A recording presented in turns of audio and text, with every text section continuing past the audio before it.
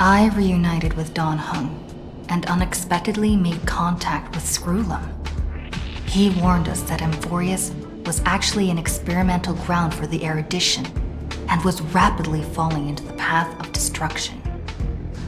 A Lord Ravager would soon complete its evolution in Amphorius. To tackle the crisis together, I stayed behind in Amphorius as an informant, while Don Hung returned to the Express as planned to seek help. On top of that, Screwlum informed us that March 7th had also been drawn into Amphorius earlier. However, the current priority was the Era Nova. I quickly arrived at the Vortex of Genesis and met with Finan. The Era Nova ritual was supposed to proceed smoothly under the guidance of Lycus, but the appearance of the Flame Reaver once again left the fate of the world hanging in the balance. We struck down the enemy's mask, only to discover that his face was identical to Finan's. When his body was pierced by the ceremonial blade, a flood of memories surged forth, revealing the truth about Finan, the Flame Reaver, and Amphorius. It turned out that all of us were trapped in the eternal recurrences created by Finan and Cyrene. And the Flame Reaver was Finan himself, who had burned out after bearing countless core flames. Their goal was simple: to oppose the Aeon and rewrite the world's doomed fate of destruction. The eternal recurrences had already played out 33,550,336 times. In this final cycle, I promised Finan to take on the title of Deliverer and save the world in his stead, while he would fulfill the wishes of the countless versions of himself. Tear the sky asunder and confront the destruction head on. Thus, with Finan's help, time in Amphorius reset once more. But I became lost in the chaotic flow of time. At the critical moment, Mem, who had regained all her memories, sacrificed herself to send me back to the beginning of time.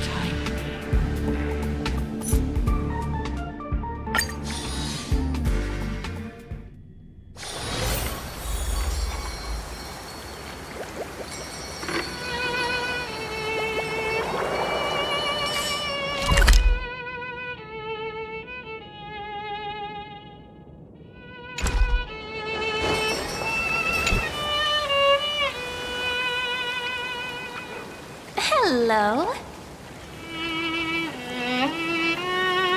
Your surprised expression is just like what the memories recorded.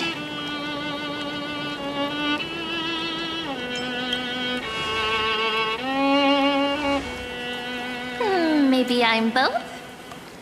Just kidding. If I had to choose, then I'm probably closer to the latter. It's pretty unbelievable for me, too. It's like I had a long, long dream. Cyrene's memories and Mem's memories, they're all tangled together. But when I woke up, there were only broken fragments left. I can't remember what happened in those 30 million cycles, but I remember what you did for this world. Like, didn't you wish for me to turn into a pretty girl back at the Grove?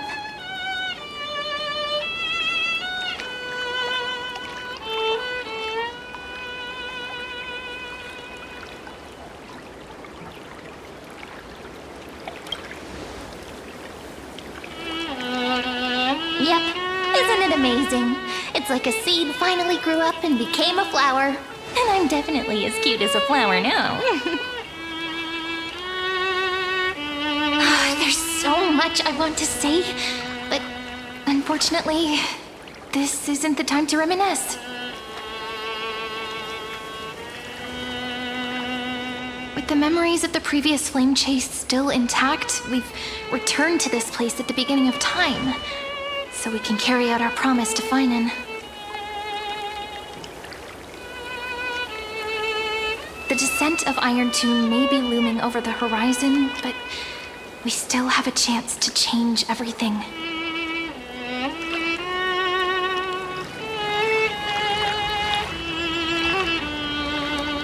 Ide Silicii is so quiet. In Cyrene's memories, she always sits alone by the lake, gently swaying on the swing, like she's waiting for someone.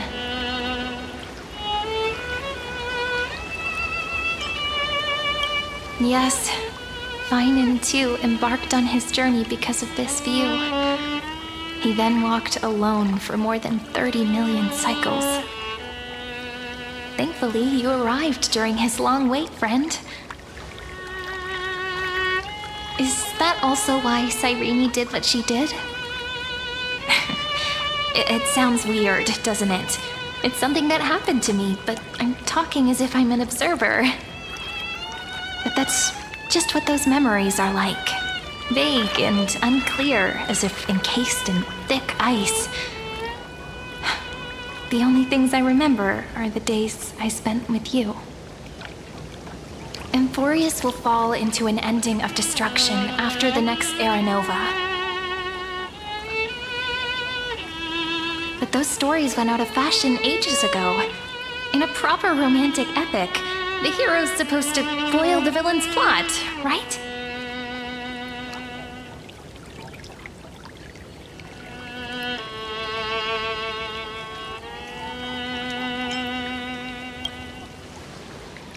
That's right.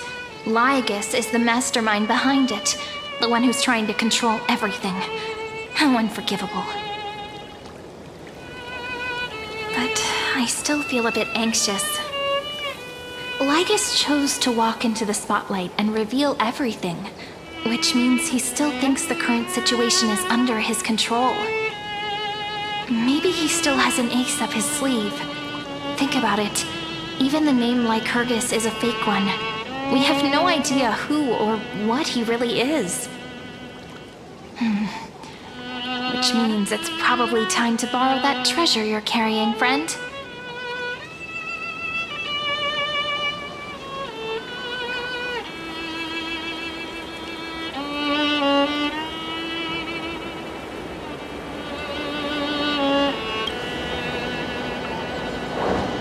Yep, that Intellitron friend did say, when required, it can also serve as a bridge for communications between the internal and external world.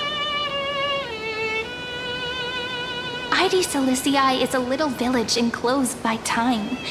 We might be able to contact the outside world from here. Why don't we give it a try? We should at least tell our friends from beyond the sky that you're still in one piece. Firstly, we need to find a well-hidden spot.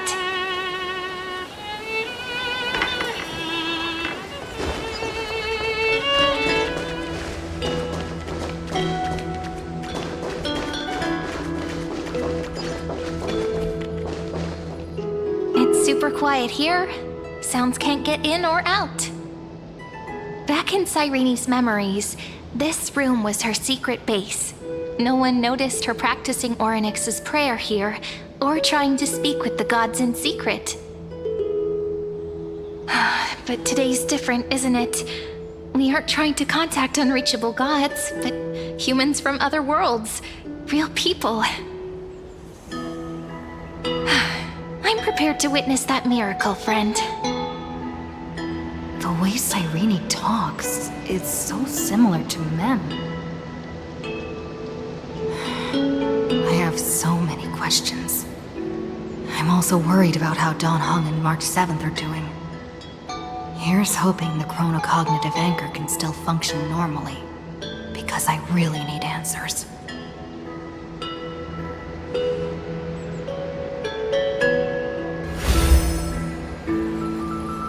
Signal strength, 14.8%. Dialogue window, 16 minutes 22 seconds. Prerequisite, no external interferences. We are very glad to learn that you're safe.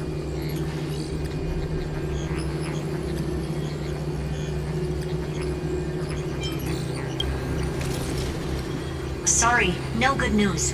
When two geniuses show up once, you know you're in deep trouble. Listen up, little one. The Destruction's eyes are gazing upon this place. No, I'm not joking, and no, it's not Droidhead. It's the real Nanook. Time is running out, so I'll explain in terms you understand. This world, Amphorius, is in fact a testing ground, where the Lord Ravager, Iron Tomb, evolves through self-extrapolation. Hiding in this segment, unknown to other life forms, it has endlessly repeated the process of Era Nova, seeking a solution that could obliterate the erudition. For some reason, the experiment entered a prolonged state of stagnation. However, it has now restarted. Prediction. If effective intervention is not performed, Iron Tomb will complete its self-coronation in 14 system hours and initiate its plan to destroy the entire path of erudition. The possibilities are endless. Breaking down interstellar communications, destroying the synesthesia beacons, returning cosmic civilizations to the Dark Ages, or even starting the third anti-organic war. Any of it would be able to bring the cosmos to its knees.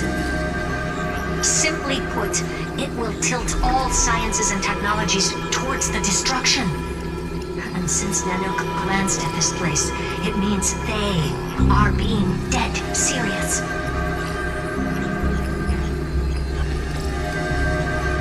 Based on info provided by the IPC, Iron Tomb probably isn't like Selenova or Zephyro, who are overlords ascended from human beings. Instead, Iron Tomb is an algorithmic sequence. It can be anywhere, as long as there is a receptacle for its calculation. The version of Iron Tomb hiding in Amphorius is its source code, and this scepter is its incubator.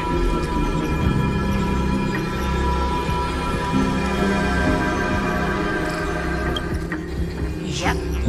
Think of it as the program having reached 99.98% completion already. And then it's over. Something in the shadows has been driving everything forward. It's the observer named Ligus. Speculation. He's the Scepter System's administrator. He wants Iron Tomb to break through the knowledge singularity. I don't know why he wants to do it, but he'll remove interferences at any cost. You're the only variable within this world, and you're the only thing he fears. So listen closely, little one. The speed of time is different in Amphorius compared to the outside. Destruction is just about to arrive, but you can still play Deliverer one last time. The cycles have already been broken. You've entered what is theoretically the last cycle Amphorius will ever be able to run. And Iron Tomb will break out of its prison as soon as the process of Genesis is triggered once more. But now there's an abnormality within the experiment. You know what I'm talking about. One of the model's 12 factors. That is one of the 12 demigods. Destroyed himself using the power of the destruction. Fine and Signal disappeared from the cycles the moment Nanook cast their gaze this way. That means world bearing's computational logic is currently flawed and bugged. Yet it's the factor directly related to the process of Genesis.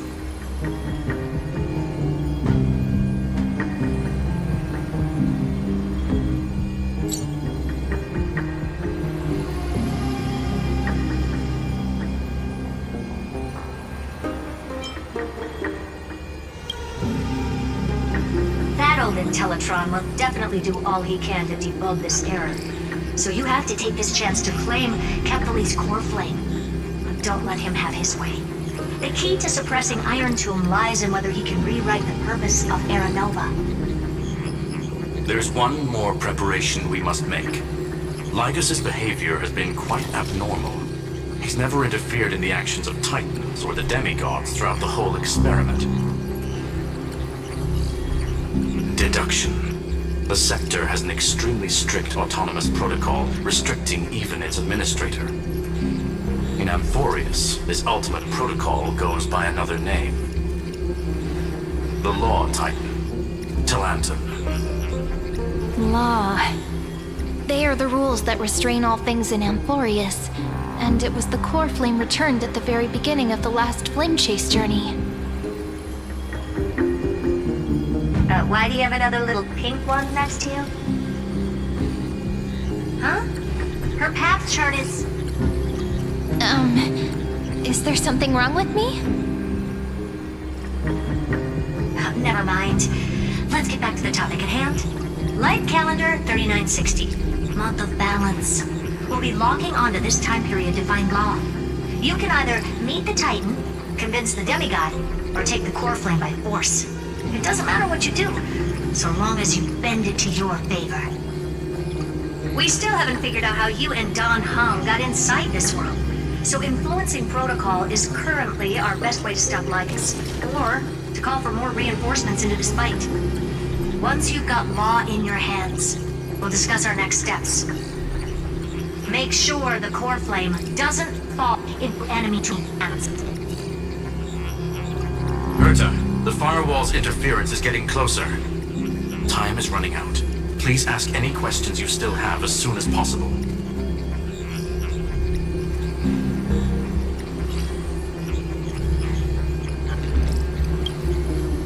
Iron Tomb can't affect the real world just yet. Don't worry.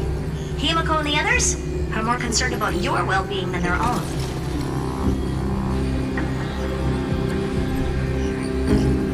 Mr. Don Hung did not enter the new world with you at the end of the last cycle.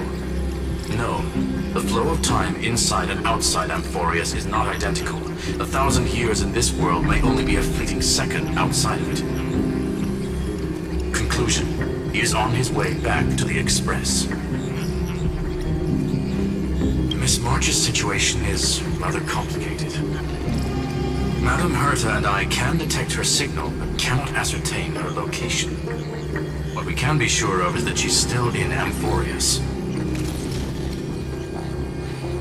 Don't worry about her. She's absolutely chock full of mysteries. Even if Amphorius explodes, she'll probably float out perfectly protected in a nice thick layer of ice. Worry more about yourself instead. I believe in your capacities. The hands of the Trailblazer can create miracles, and will certainly be able to snuff out the flames of evil. I'm not going to give any motivational speeches. I just hope you bring good news the next time we meet, little one.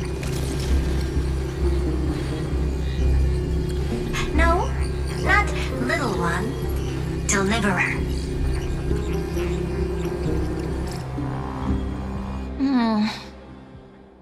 Those two geniuses certainly have memorable personalities.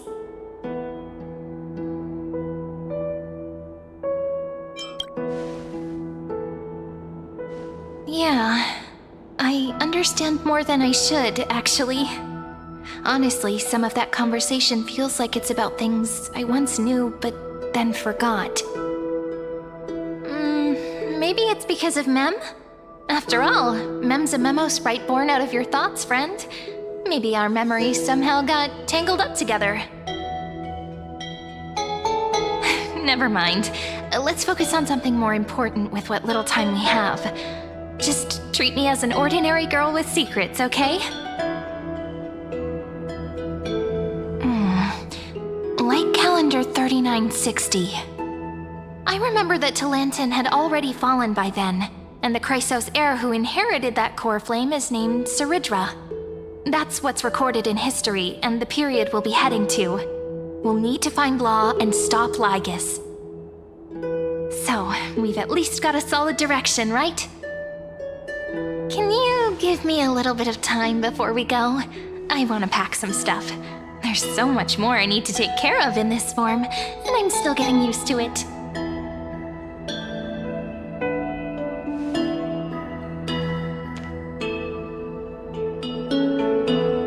A relaxed scene like this probably no longer exists in the outside world.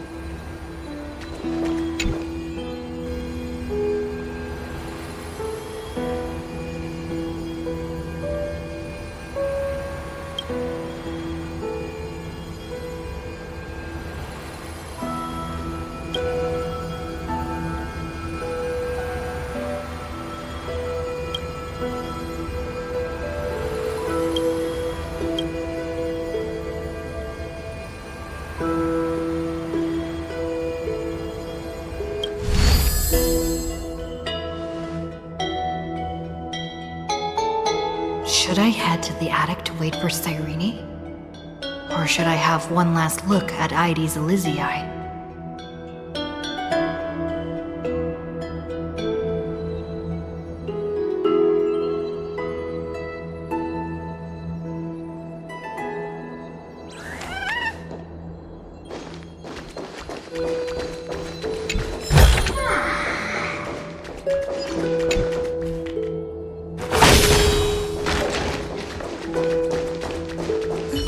Important. And that's also important. It's not gonna fit into my bag. Hold on, I'll be done in a sec.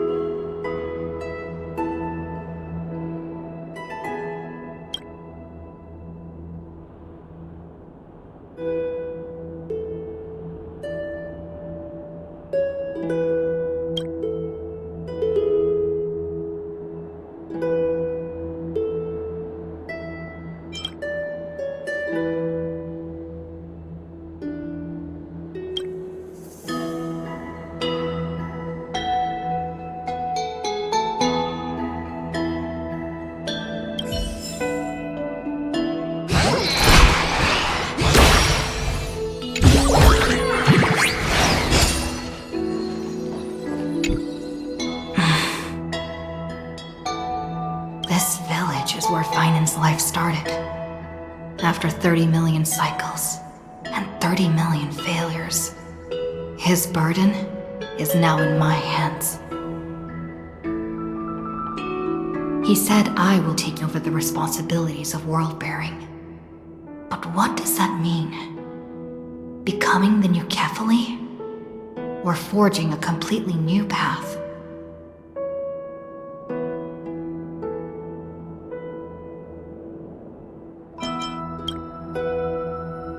Calm down and think this through rationally. This is gonna be a very difficult campaign. We can't lose Kefali's core flame. And we also need to find either Talantin or their demigod, then convince them to join us in the fight against the destruction. But there are so many unknowns. We don't know what Lygus might be doing, and we'll have to face Iron Tomb after dealing with him. There's also Cyrene. What exactly is she? There's so many questions. I'll have to take it one step at a time. But I must make each move very carefully, because every decision can potentially impact the end. Herta and Skrullum's help might be crucial. Thinking hard over there? I finished packing. I decided to just bring these few things in the end. See? There's a journal, a quill pen, and the ceremonial blade of the Priests of Time. Holding it calms me down for some reason. The scent of the black tide is now calm. Finan must still be fighting them in some way. This will be Amphorius's final flame chase journey, but it won't be the end of us. It'll be the beginning. Friend, are you ready to become a hero?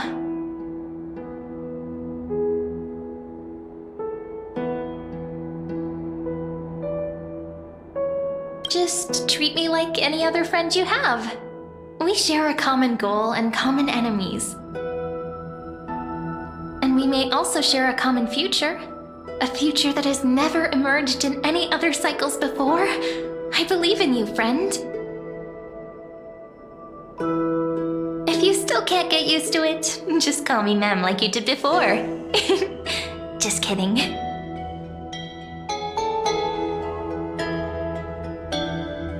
Are you worried that the burden is too heavy for you? Don't worry.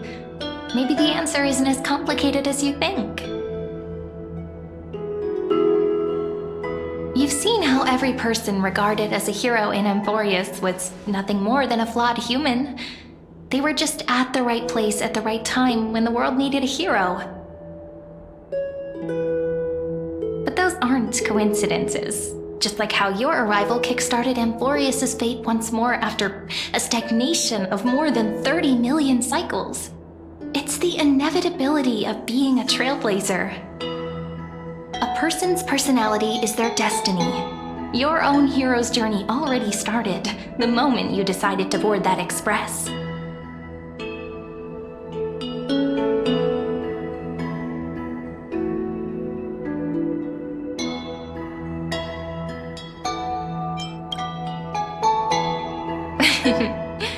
Stand with me?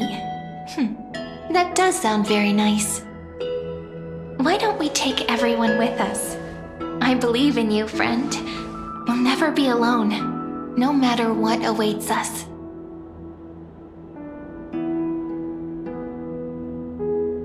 In other words, since you've already saved so many worlds, friend, you should be used to being called a hero by now.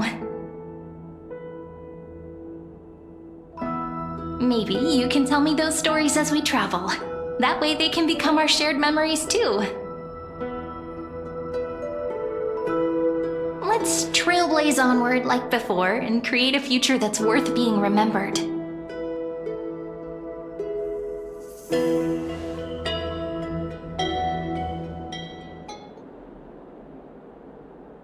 It seems you two are prepared to head out.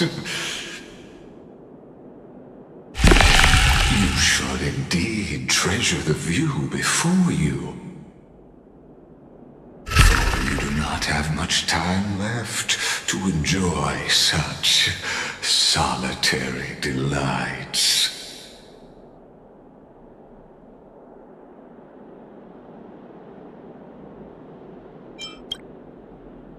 My apologies for disturbing your moment of repose. To fully express my apologies, please grace my abode with your presence. So I may demonstrate the full scope of my hospitality.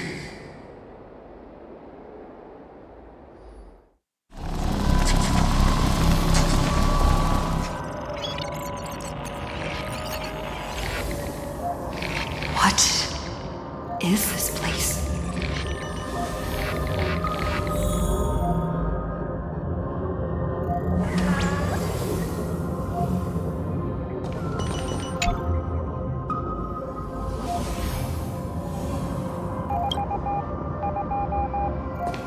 Farewell, then. May we reunite in the new world.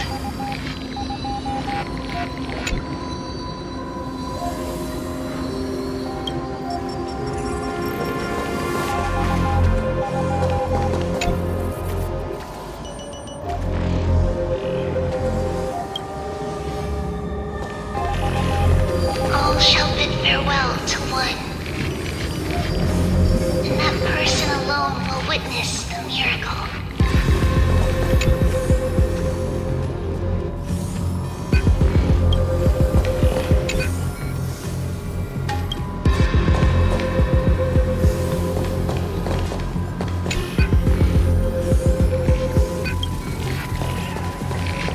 The light of the Dawn device never fades.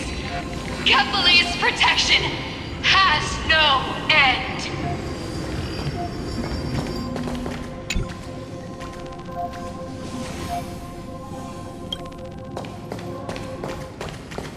After I cross this river, it will be a tragedy for mankind. But if I do not cross, then it will be the end of me.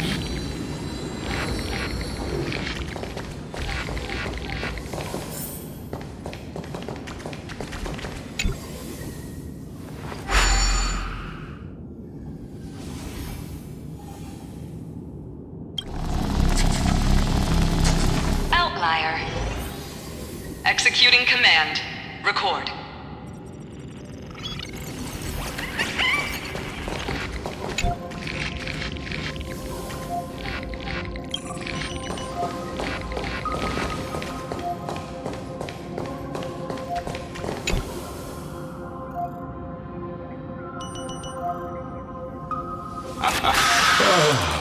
Did that startle you?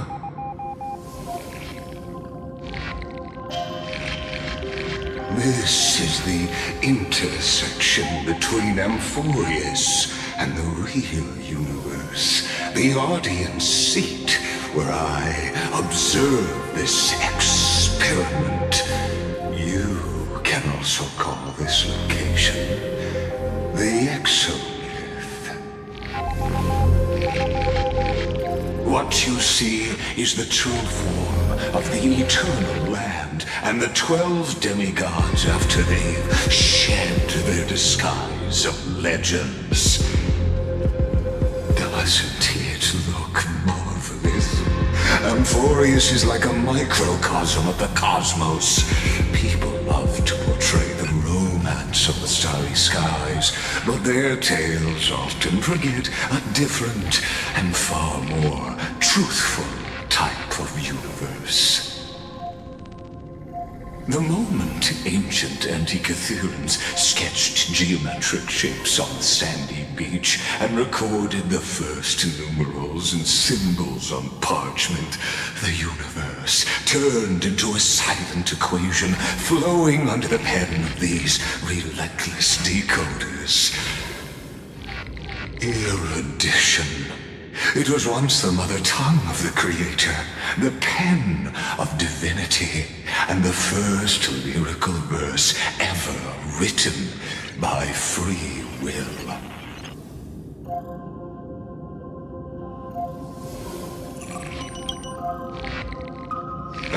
Seems like you are not in the mood for an idle chat.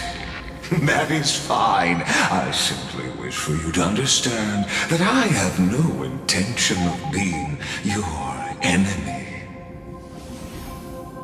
I have devoted myself over the long years to nurturing the Scepter's extrapolations, hoping that the Prima Mobile would bud from within it. And now, my goal is almost complete. Nikos 496 had exceeded the intelligence singularity through his rage, and though he still retains his obsessive defiance and managed to suppress the black tide of this cycle, it's a matter of time before his will crumbles to dust. Iron Tomb will be completed. That will not be affected by my plans, your resistance, or the schemes of the two geniuses. It is an irrefutable fact, just like the instance in Noos's calculations. In other words, as long as you are willing to stop interfering and let the final Aeronova carry out its natural course, I'll guarantee the safety of all nameless and ensure you return unscathed.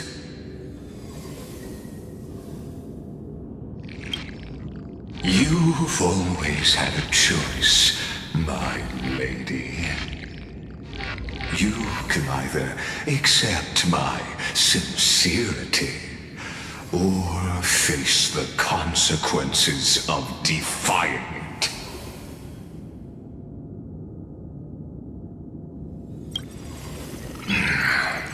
They've always been the product of the experiment, so naturally, they will perish when the experiment ends. That outcome was predetermined long ago, so I will not embellish such a regrettable conclusion.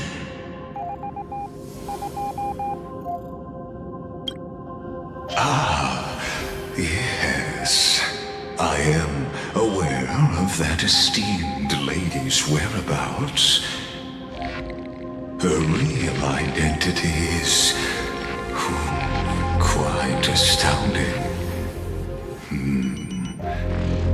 If you decide to accept my proposal, then I will do all I can to send her back to you.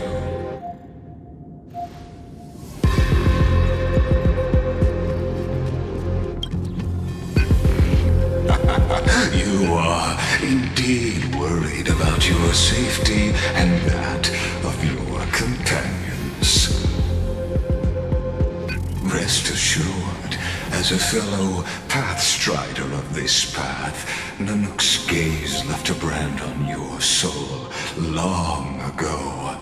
You harbor the seed of destruction within you.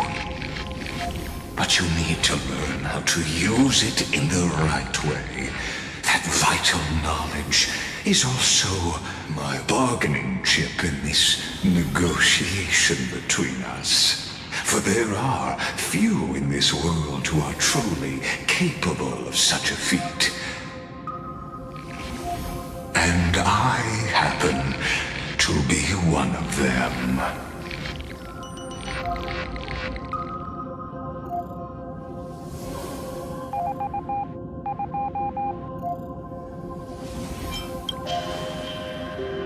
The Stellaron? No. Believe me, your understanding of paths has yet to reach any true depth. This matter is of grave importance, so please do not make your decision lightly. After all, the choice before you bears a 1 in 3 chance of elevating you to an unparalleled existence among the stars.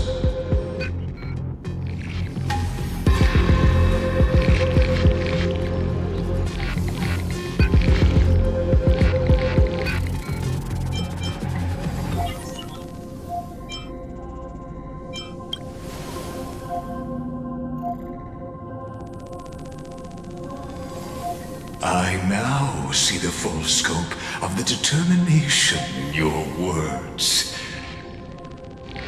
You may now continue your travels.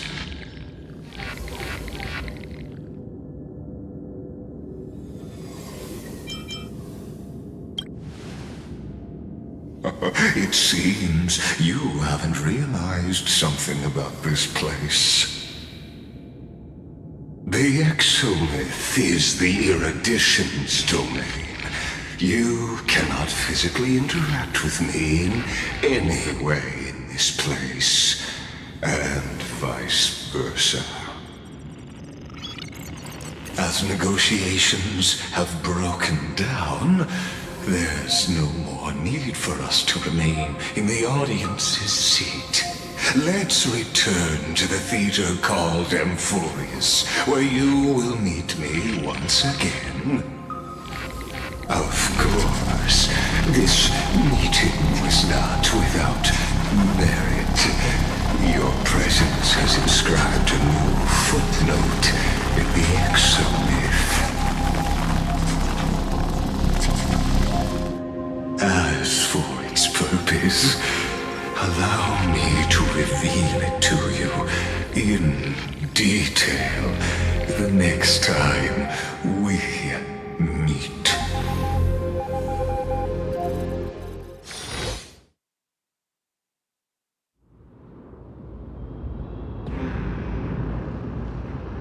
"100 years ago, the flames of war consumed Akama. The Outland forces broke through the dawn. Golden blood flowed with greed, and enemies descended with Kefali's eternal slumber, painting the holy city's walls in scarlet. Its generals had vanished, and the elders prostrated on the ground. The throne of worlds kept silent to the pleas of the people. Until the heaven and earth cracked open. Not the gods answering the people's prayers, but a legion rising from the sea of blood. Dawncloud's spires fell in the sulfur rains, and the legion's commander stood atop the broken idols and roared. Compatriots, no more kneeling! Not to brutal tyrants, and not to dying gods! Those rebels have twisted the prophecy and ignited the flames of war in order to stoke fear in your hearts! A Chrysos heir she stood, divine blood soaked into the earth, quelling the flames beneath her feet. Their golden blood wrote of a tragic fate. Mine shall overturn it! Her crown burned bright, outshining the fires consuming the entire city. She raised her scepter high, and the people gazed in the direction she pointed. My blood flows in you now. Heroic compatriots, follow me, and we'll seize the reins of fate. Drive the enemy from Kefali's dawn. Smother their flames with their own dead. Win glory. Win peace! Let history sing your deeds! The first to dance was a maiden following closely behind, weaving through the carnage like a fish in the sea. The people, full of wrath, surged with her, forming a colossal wave, and the enemy hordes, drained of life, vanished into nothing. Onward! To Marmoreal Palace! To Dawncloud's heights! Announce to all the wicked and cowardly! Announce to this stagnant age!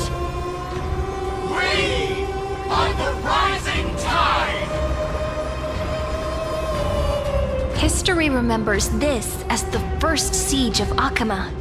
It is said that after the flames died, people found identical inscriptions in every place in the city that had been scorched by fire. It was the name borne by Akama's first and final sovereign, the Imperator Saridra. Friend, are you listening? Friend? Honestly, you were the one who insisted on reviewing history, yet here you are, dozing off? Wake up! Otherwise, I'll have to... Wake up! Otherwise, I'll have to...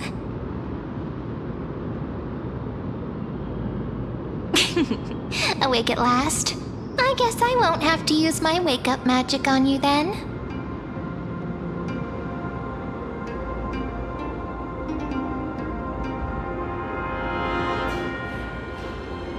Fine, as you say, just meditating.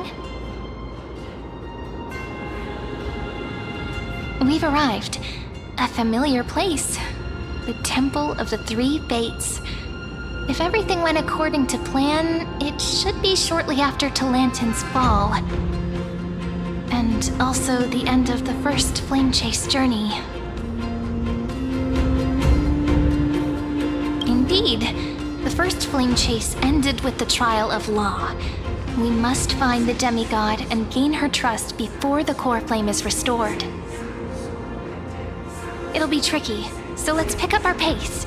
To Akama first. We can learn more from the crowds there. Tyrant! You and your butchers are not welcome here. Get out!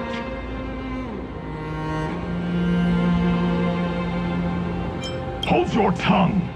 Conspiring with criminals and plotting rebellion are crimes punishable by death. There are multiple voices, and things seem tense. Let's not get caught up in any trouble. Why don't we find a place to hide and observe from the shadows?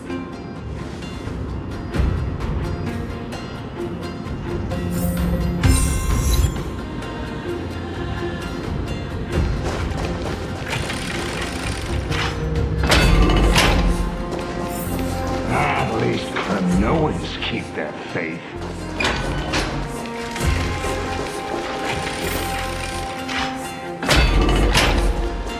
Wait, isn't that...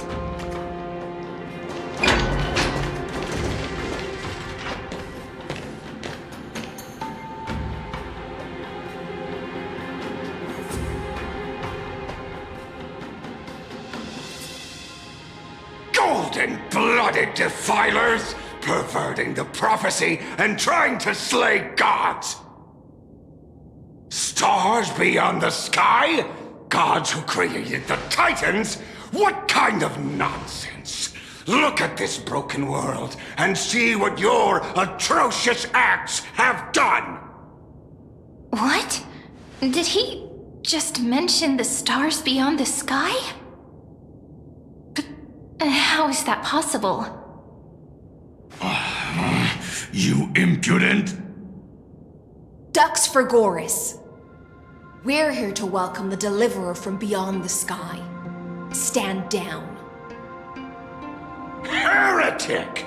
No one but the great Talantin can deliver this world from misery! I ask you, if the old laws were so perfect, why did they crumble beneath my feet?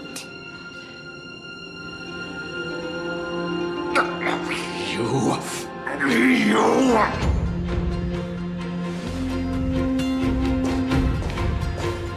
Talantin is long gone. Now I am the law. Challenge me, or submit to my judgment.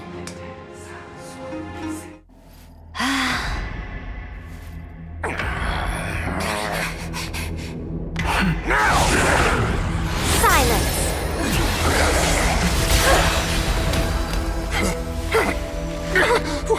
What gives you the right to judge a priest of law? That's because I came, I saw, I conquered.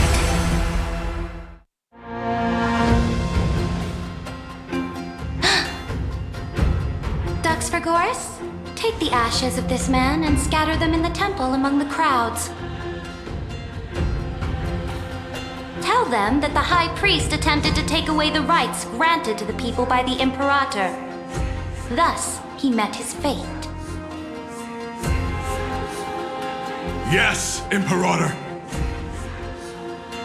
Now, these two accidental guests. Dux Gladiorum, if you please. As you command.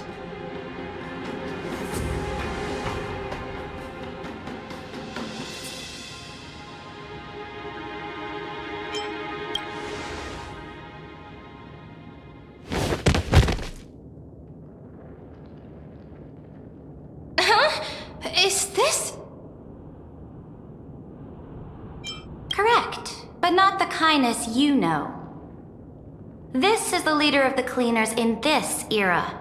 Since the start of the Chrysos War, they've made it their mission to wipe out the Chrysos heirs.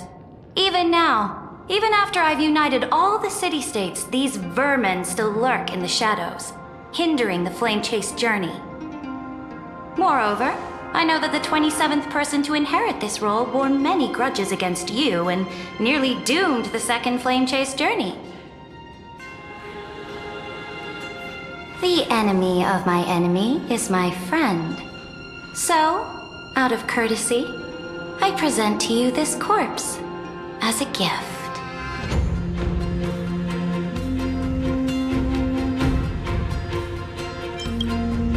Careful. Let's wait and see what happens. She's probably trying to scare us. For the sake of order, I am known by many titles. Flamebearer who ends wars, Tyrant of Dawncloud, Empress of the Holy City, and Imperator of the Flame Chase. But in light of your unique identities, I'll allow you to address me by my real name. Saridra. On behalf of my people and this land, greetings, Deliverer. If I may, how do you know her identity? As the little hostage prophesized, the Deliverer shall come from the future beyond the sky. Gray hair, golden eyes, skilled in wielding a mace. They would arrive in Yanisopolis on this day. There's no mistake.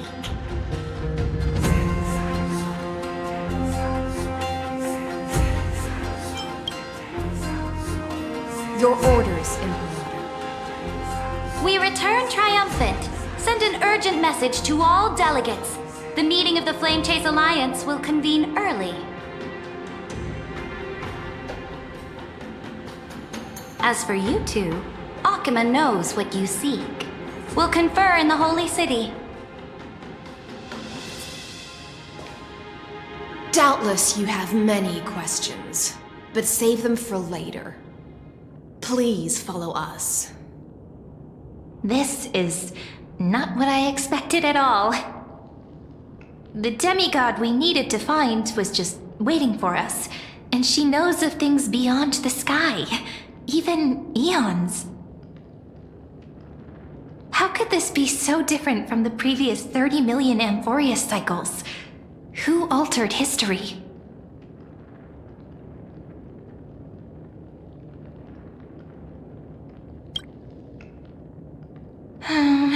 Unpleasant thought, but plausible. The currents of time have become twisted. Regardless of who caused this, that Imperator came prepared. We're the ones at a disadvantage now.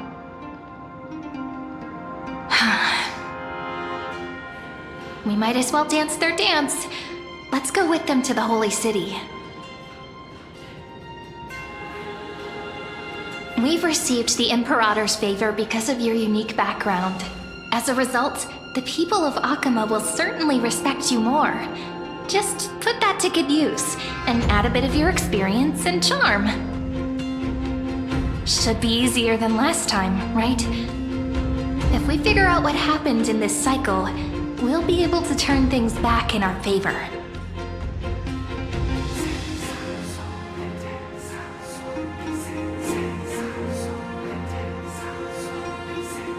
Exactly. Treeby, Aglaya, maybe even little Cypher. Calm and confident. That's the you I'm familiar with. Guests, please. The journey to save the world starts with a single step. Let's set off, my friend.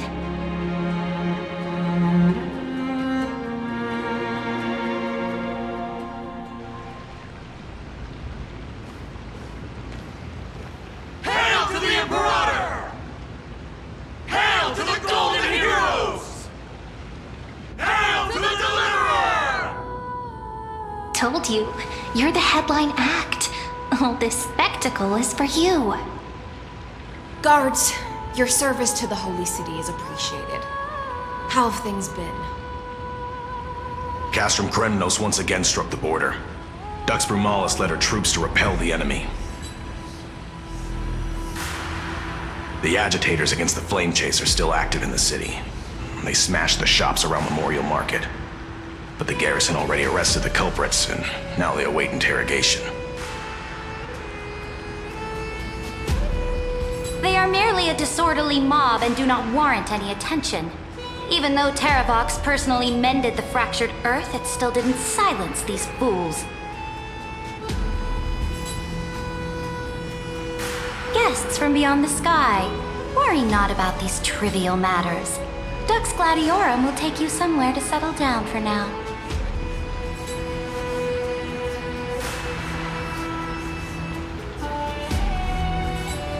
Please allow me to introduce myself. My name is Hycelans, and I am the Dux Gladiorum who swears fealty to the Imperator, as well as the Knights Commander of the Achaemen Alliance. Later on, the Imperator will invite you to attend the meeting of delegates to discuss the Flame Chase journey. Your arrival has convinced us that the future promised by the prophecy is certain.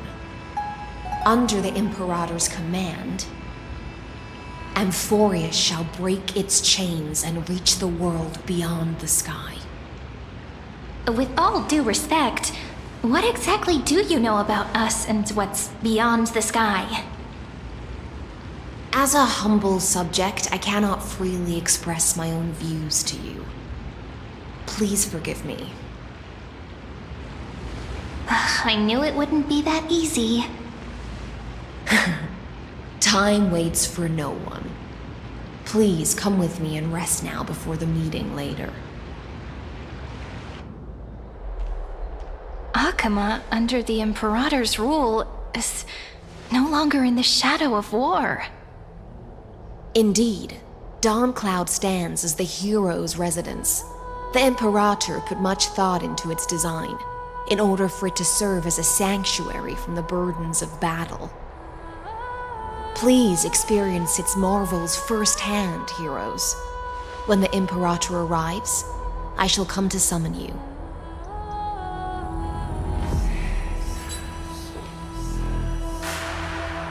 Hycelans. No wonder she's the Knights Commander.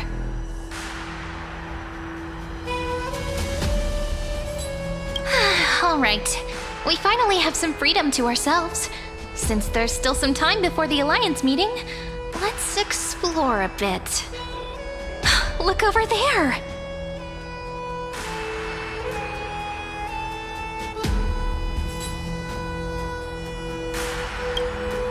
Not the ones you're familiar with. But the hearts of heroes stay the same in every cycle, never changing.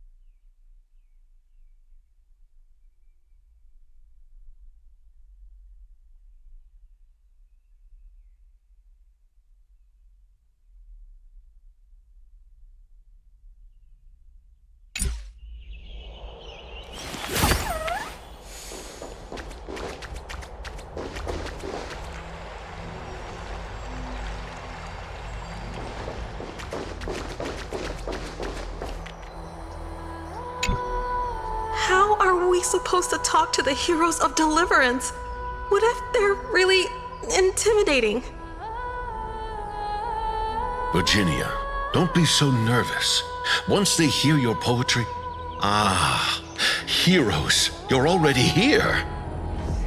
Greetings. I am Apollonius, the Dux Helcolithus, one of the 5 sages of the Grove of Epiphany, advisor to the Flame Chase army. This is Virginia of Castrum Kremnos, the Dux Carlinum and imperial scribe of the great Imperator. Hello. I'm Virginia. I compose poetry. I'm Serene from ID Silicii. This is the Deliverer. Nice to meet you both. They're not as frightening as the rumors claimed. This is our first time in the Imperator's realm. Akima is even more magnificent than we imagined. If you all weren't here to look after us, we'd be completely lost and confused. The Akima you imagined is long gone.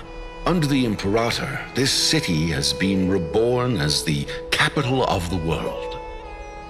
Bask in her free-spirited winds. For anyone who fulfills their duties to the Imperator, these winds shall forever remain at their service. But what if... Those who are loyal do not need to consider the consequences of betrayal. But if you're curious, why not head to the lake and take a look?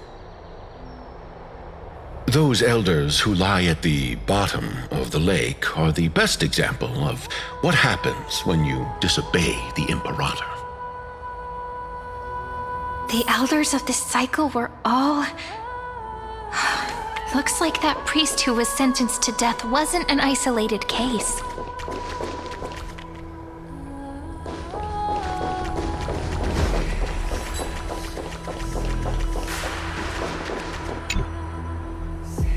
Dux Brumalis, our great Imperator, found the mastermind and executed him in public. Seeing that scoundrel burn to nothing should deter these miscreants from being so brazen again. So the great Imperator isn't afraid of getting her hands dirty? What a ridiculous display. What do you know? No matter what sins the people commit, they are still the Imperator's people, and it's only right that they be judged by the Imperator's own hand.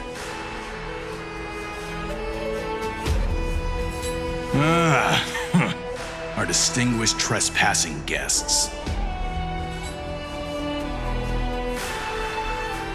Seneca, the Dux Brumalis. Greetings. This Dux Brumalis doesn't seem to like the Imperator very much, but she holds a high rank. And Dux Vergoris' speech seems self-contradictory. Let me see what I can get out of them. I'm Cyrene of Ida Silicii. This is the Deliverer Beyond the Sky. We're new here and wanted to ask you... Does this city host any other visitors from beyond the sky? We're looking for our dear companions. Drop the charade. But yes, there is someone in this city who is all too familiar with the world beyond the sky. Silence! The Imperator ordered us to keep that lord's whereabouts a secret. Enough, you pathetic lapdog. Do you need to beg for permission from that cursed Imperator even just to bark? You... Someone who is all too familiar with the world beyond the sky and is referred to as that lord. Could it be? Looks like things are getting heated. Let's get out of here.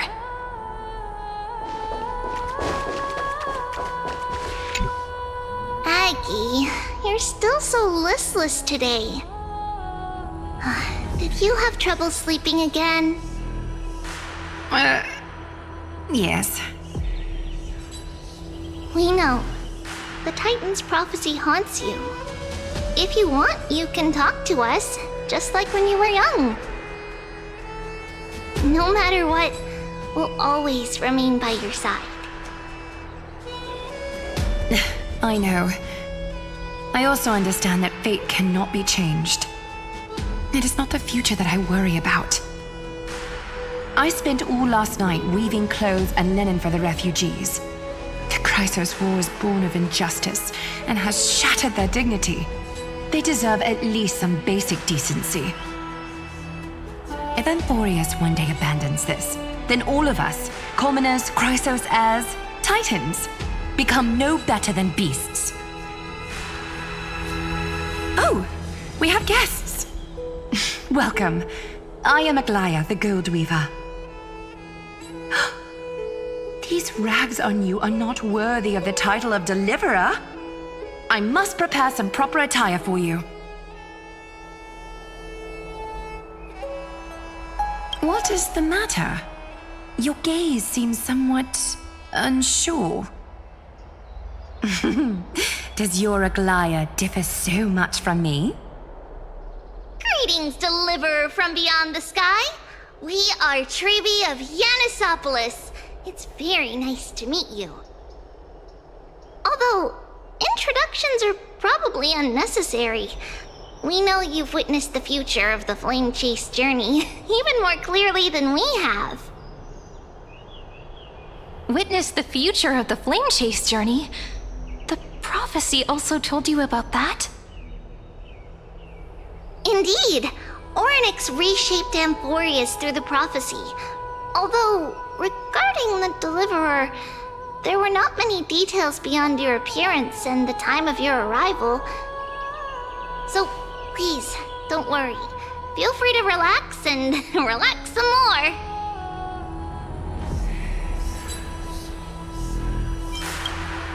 Kephali issued prophecies too, but it was Orynyx who told mankind that the Deliverer from beyond the sky would descend upon Amphorius. More crucially, they revealed a future entirely different from the Aranova. Though we still must challenge the gods, in the Time Titan's prophecy, this path leads not to a new world, but to the true starry skies. This is also what the Great Imperator has been striving for all her life. Your arrival further confirms everything. This can't be real. Even you find this surprising? Fate really is unpredictable. Perhaps the upcoming meeting will hold even more surprises.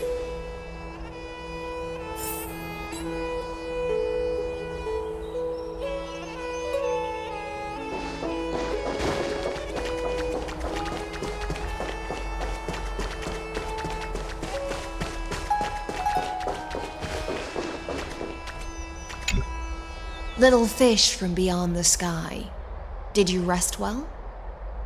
The Imperator and the delegates are about to arrive. If you are ready, please follow me to the meeting.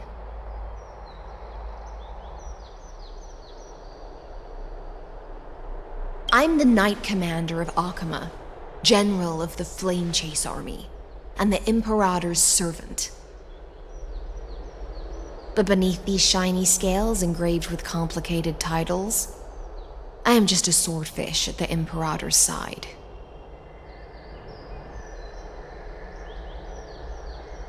As you've witnessed, she is the Empress of Akama, the one who ended the Chrysos War and the leader of the Chrysos heirs.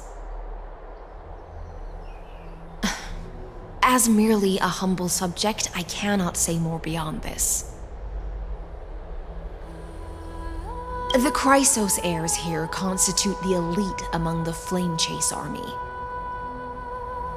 Dux Halkalithist Apollonius and Dux Carminin, Virginia, serve as the army's advisor and historian respectively. One offers advice and counsel to the Imperator, while the other writes verses of her supreme glory. Dux Frigoris Labienus and Dux Brumalis Seneca are both formidable warriors, clearing the way for the flame chase with steel and storm. Dux Fatorum, the holy maiden who interprets the prophecy, only the one named Treeby remains in the city. The Imperator once took them as hostages in order to unify the prophecies of the world, but they are now Akima's most vital prophets. Dux Goldweaver, Aglaya. Well, she dislikes it when people talk about her behind her back. You should get to know her in person. Then come. The Imperator reserved seats for you. I'm starting to feel a bit nervous about the meeting. Since Saridra is presiding over the meeting, it'll be a good opportunity to learn about the law's inclinations in the current era. Let's keep our ears open, okay?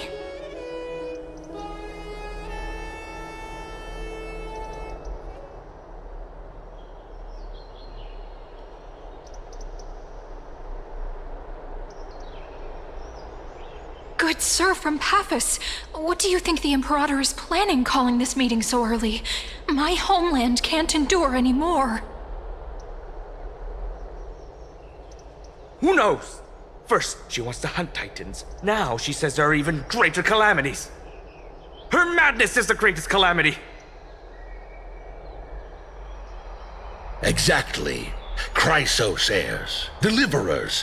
What about us ordinary folk? How much are we worth in her eyes? Things feel pretty tense here. The history books said that the Imperator aimed 3 cannons at Dawncloud to make all the delegates obey her. Will history repeat itself in this cycle? Yes. Similar acts have occurred, and not just once. However, whether history will repeat itself, you'll soon see. Those are the 2 spots reserved for you. Please take your seats. What's happening again? Look, that's what they were talking about before. What is We this? stop. So it turns out. Ladies and gentlemen, silence, please. The Imperator has arrived before her faithful council, and the Alliance meeting is about to begin. All rise. In the names of Talantin and Kefali, the Akama Alliance swears upon the gods. Cease the pageantry. I pray not to the vanquished. What? Kefali, of course, needs no further explanation. As for the law, at the entry hour 2 days past, a scout should have brought news of the conquest to all of you. Unfortunately, guards found his corpse among the rocks not far from the city. Moreover, the poor soul was buried with a Paphos curved blade. It pains me to imagine what agonies this loyal warrior endured before his death. Delegate from Paphos, do you have any insights? I know nothing of this. The evidence is irrefutable, so there is no need to waste your breath. However, let us set this trial aside for the time being. Witness, even within the most sacred and dignified council, there were those among us who wished to draw their blades, brazenly challenging the Alliance, seeking to shatter our hard-earned peace and unity. Fortunately, I uncovered this plot. Now, to protect this beautiful city and her people, the Imperator's legions are ready. They will escort each of you to the Temple of the Three Fates, where you will receive the highest level of protection the Alliance can offer.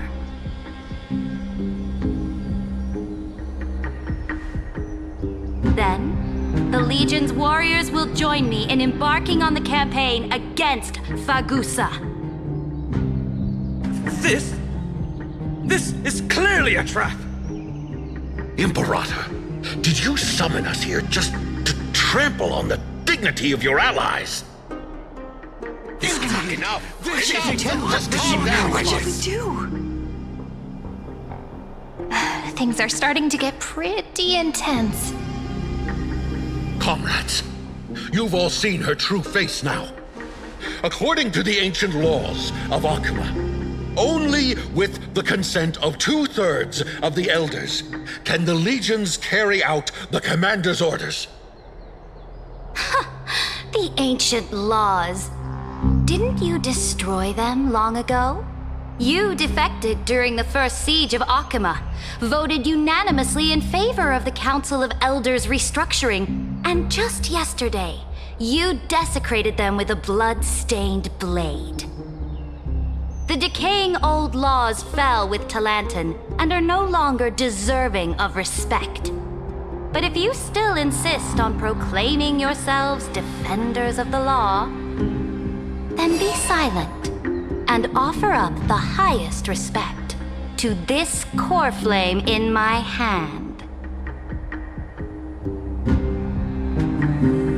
That really is the core flame of law in her hand.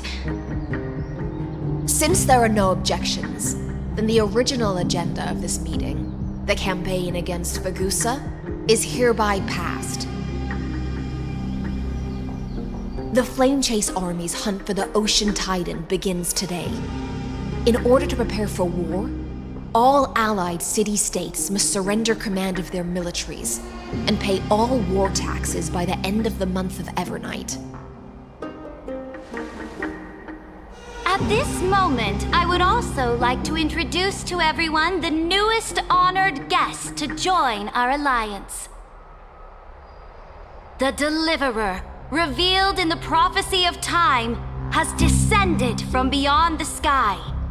With her aid, we shall shatter the chalice of plenty and return Fagusa's core flame to the holy city!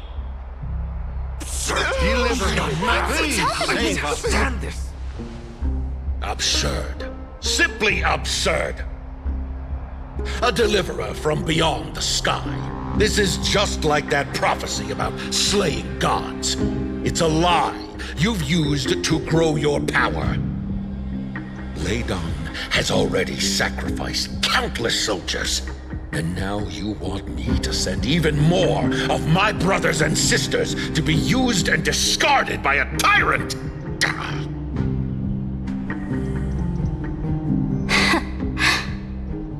Are there any other objections? Then I bid you all farewell. Meeting adjourned. Deliverer, please wait.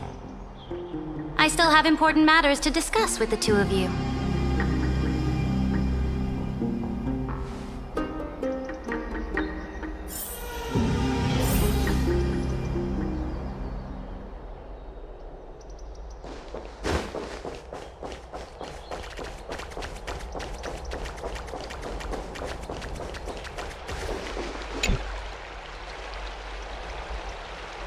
I apologize for that farce of a meeting. It must be tiring dealing with so many people every day, Great Imperator. Tiring? You're mistaken. Moving chess pieces, placing wagers. This game of strategy adds a dash of color to our heavy fates, much like how rule and conquest are always accompanied by sacrifice. Is the war with the Titans also part of that sacrifice? After I glimpse the secrets of this world, no, the secrets beyond the sky, the divine authority of Amphorius no longer held any significance. Let me ask you, Deliverer, is it true that beyond Amphorius' sky, there are magnificent deities called Eons?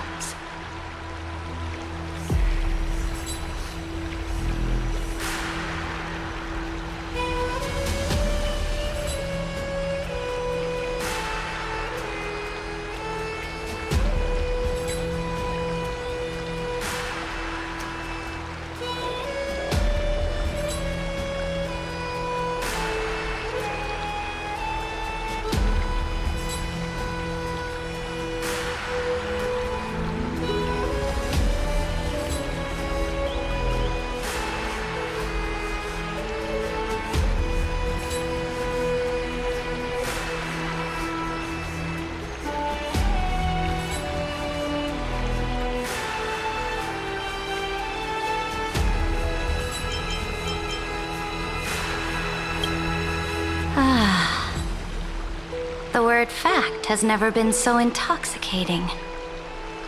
Then, please tell me more. How will you use this great power to guide the people? In the future you envision, where will our flame chase journey lead?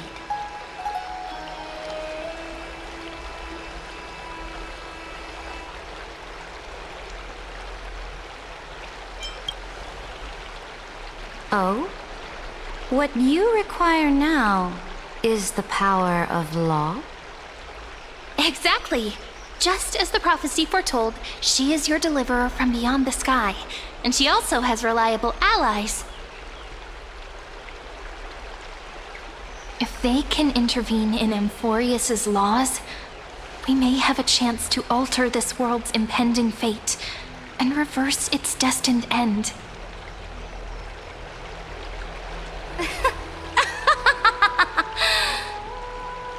Very good, Deliverer. You have courage to say such presumptuous things, even knowing that the inheritor of the law stands before you.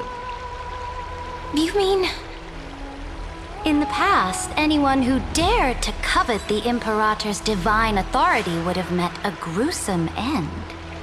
But now we can see beyond this dying world.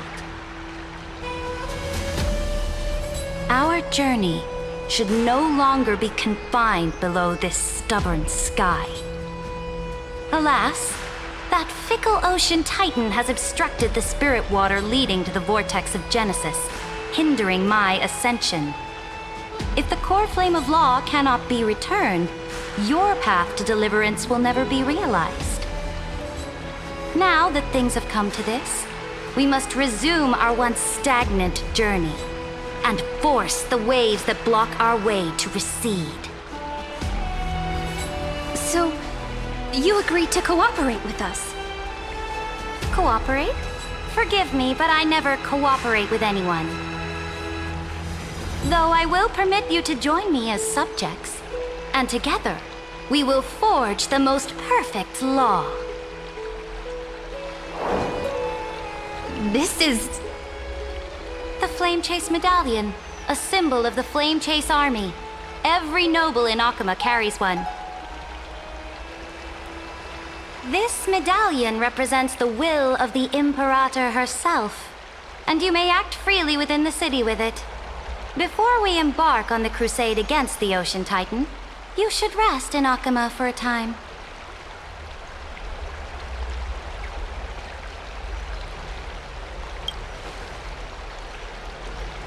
Oh?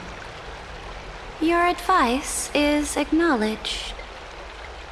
From this moment on, prove yourself through your actions.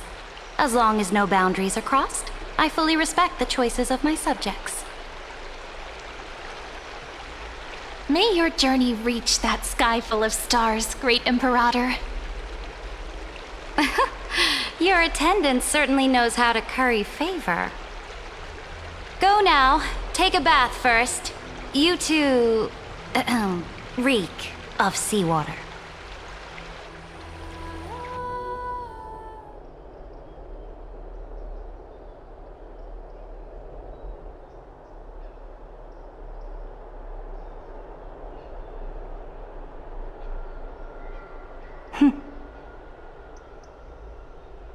Come forth, Theoros. Yes.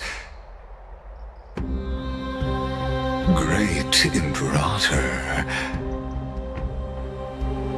Now, perhaps you're willing to hear my counsel.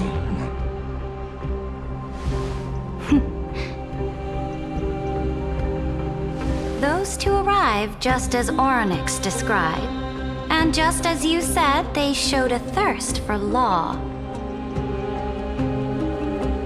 At least this proves that my judgment was right.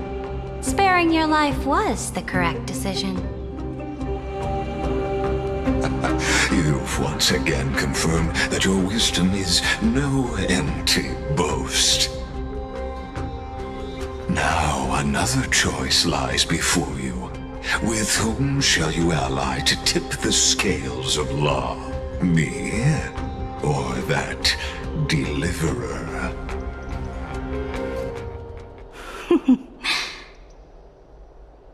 Remind me again, Antikythera. What kind of future do these two paths lead to in your view? I shall tell you. You are entitled to know that the deliverer from beyond the sky is not a wholly wicked being, but from the very start, her stance has been completely at odds with Amphorius.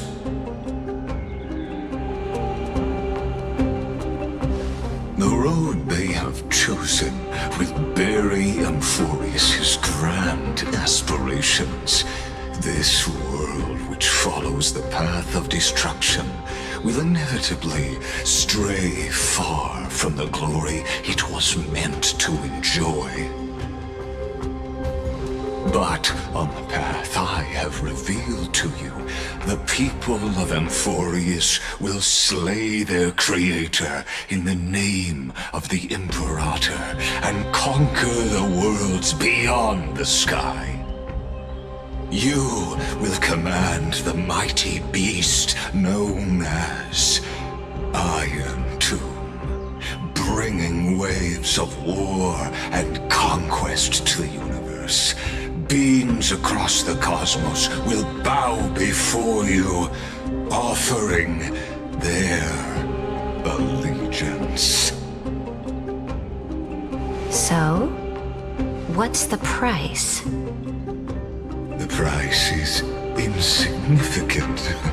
All that is needed is for you to sacrifice that fragile, incomplete humanity to the destruction.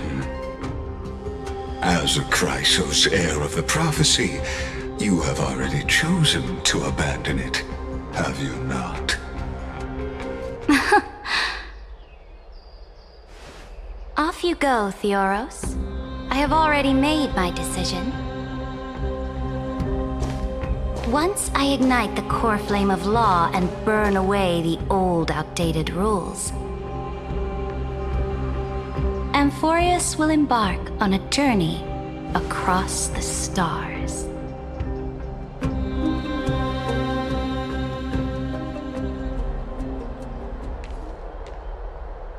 The Imperator is quite forceful. She didn't give us any chance to ask questions. And she's clearly hiding something. What do you think?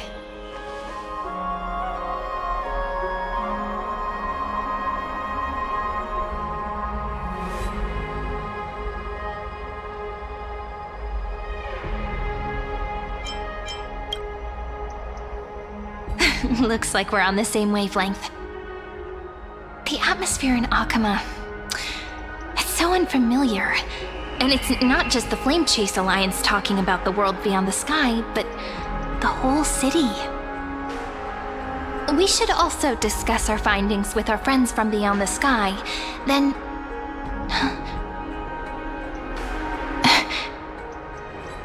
then... we should go enjoy the renowned bathing culture of the holy city and relax. It's the thing I've been looking forward to most on this journey.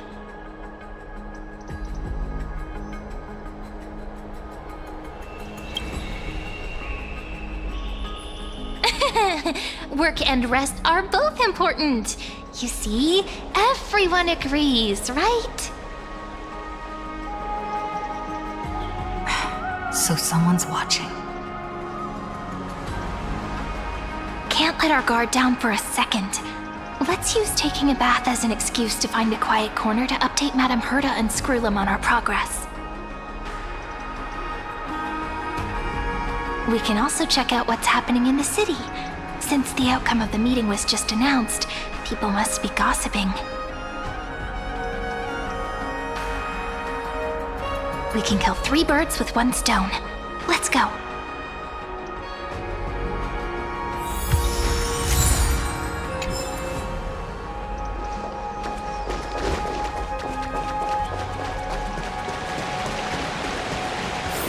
Oh, so many people! The holy city is so lively. As expected. Did you hear? At the Alliance meeting, the delegate from Leyden stormed out in anger. As expected. The Imperator is always hiding things from everyone. When has it not caused a ruckus? Silence! That's treason! If it weren't for the Great Imperator, you'd have sunk into the lake with those corrupt elders already. And you wouldn't even be alive to speak like this.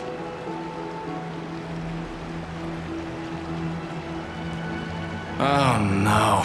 It's the Imperator's loyal dog. Let's go. We can't talk in front of this guy.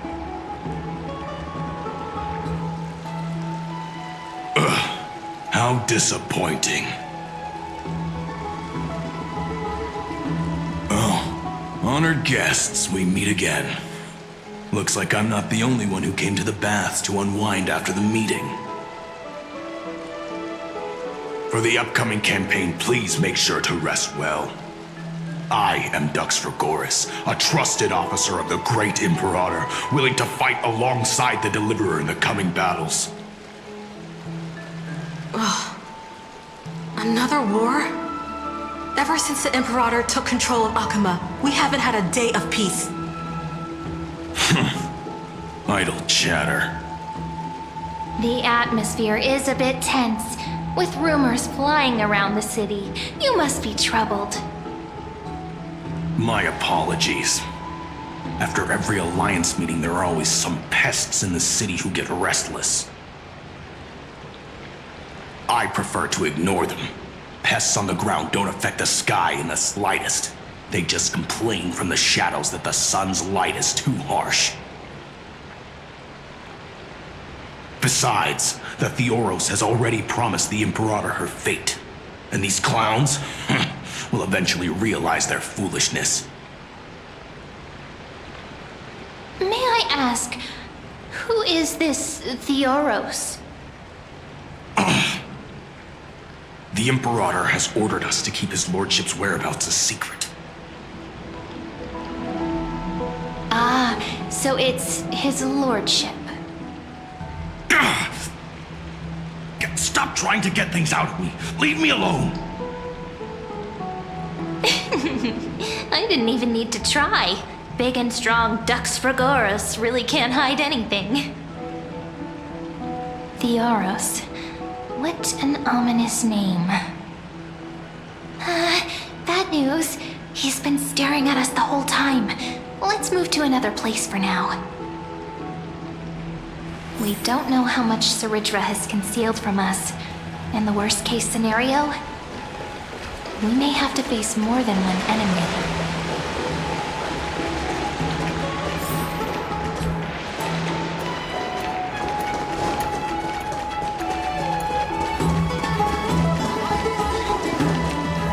Alliance meeting?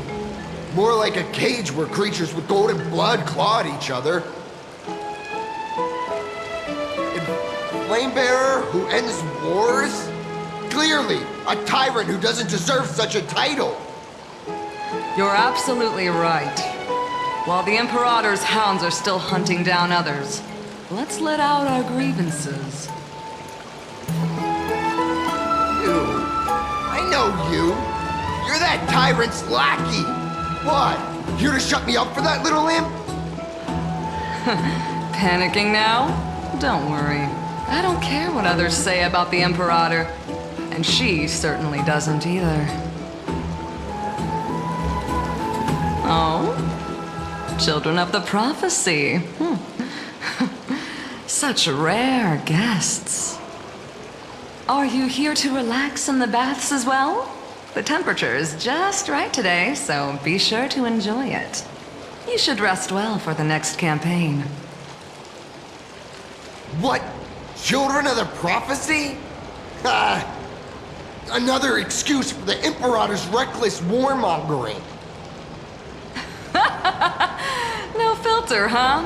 You should be glad you don't have a seat at the Alliance meetings. Ah, by the way, if you still want to bathe, hurry up. Once that predatory fish joins the flow of water and eliminates all the fools questioning the world beyond the sky, you won't be able to enjoy this perfect water temperature anymore. Seems like there's more to Dux Bermalis' words than meets the eye. But would the Imperator actually kill those who question the world beyond the sky? This is the complete opposite from what we know of Akama.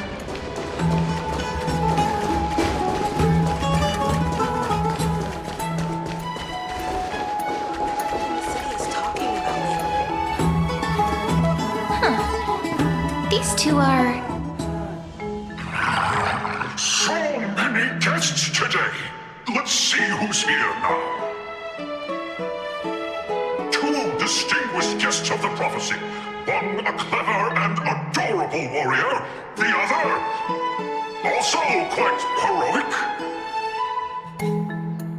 Ah, heroes. I didn't expect to meet you again so soon. How fortunate. It's a pleasure to see you again, Dux Helcalithist and Dux Carminum. You two are inseparable, aren't you?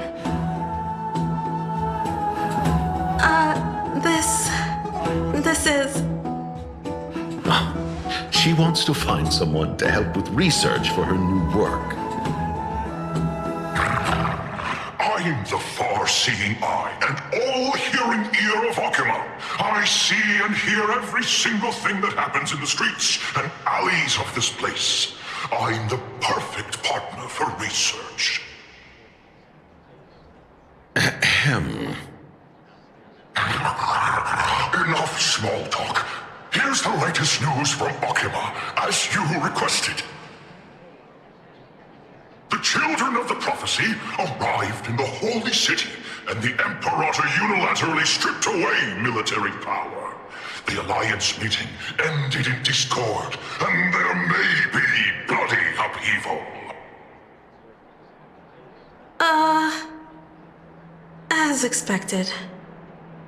I get the feeling you might have embellished a bit to keep people's attention.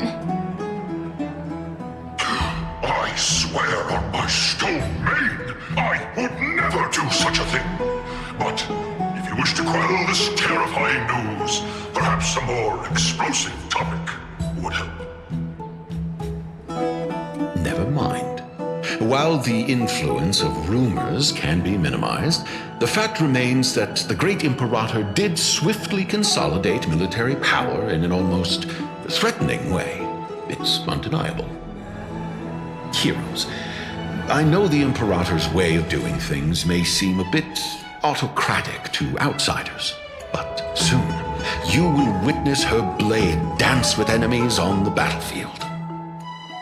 I can't comment on the source of her loyalty, but when that blade is drawn, you two, as bright as you are, will surely see the deep thoughts beneath her exterior. The Imperator's blade. Is he talking about Miss Hysealans? I sense some unease in Dux Helcalithist's words. It seems the Imperator and Miss Hysealans share a much deeper bond than the others do.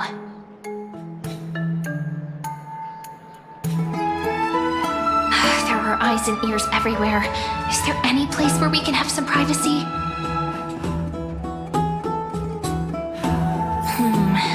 To understand the Imperator's secrets, we have to get past Miss Hysealans.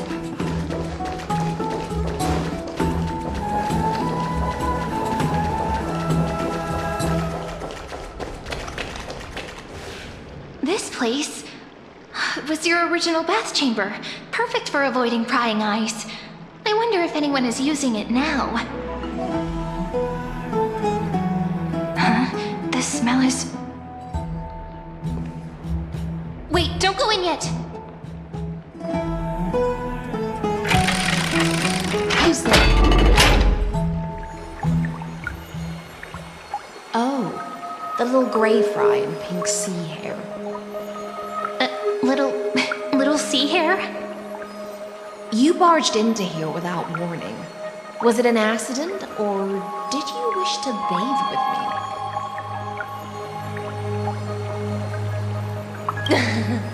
What's wrong? The Marmorial Palace is the reef where I rest. Sorry, we didn't mean to disturb your bath. We'll leave now. It's no big deal. There's no need to panic. This is the natural state for me. People on land force themselves to wear clothes, adding unnecessary constraints. Forget it. If Dux Goldweaver heard that, she'd scold me again. All right. Please make yourselves comfortable and wait a moment. Let me first wash off the blood of the hunt, and then I'll attend to you two.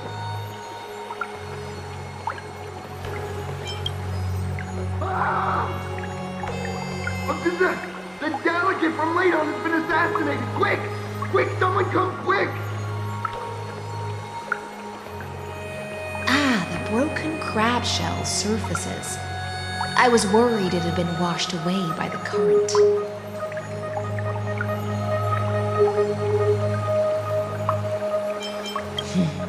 Viciousness is a form of praise to the blade. I see. No wonder there was a faint smell of rust in the air before I even entered. Why? Is it because the Ladonians refused to contribute troops to the Flame Chase journey? Or just because they offended the Imperator? Because the new era of the Flame Chase doesn't tolerate stagnant blood. For the ignorant masses who cling to outdated laws, only bloodletting can wake them up. Right now, the rebel forces on the frontier are rising, and Ladon has been secretly supporting them. They loudly chant the slogan, "Return to the Era Chrysia," unwilling to relinquish military power. They're just building momentum for the rebellion.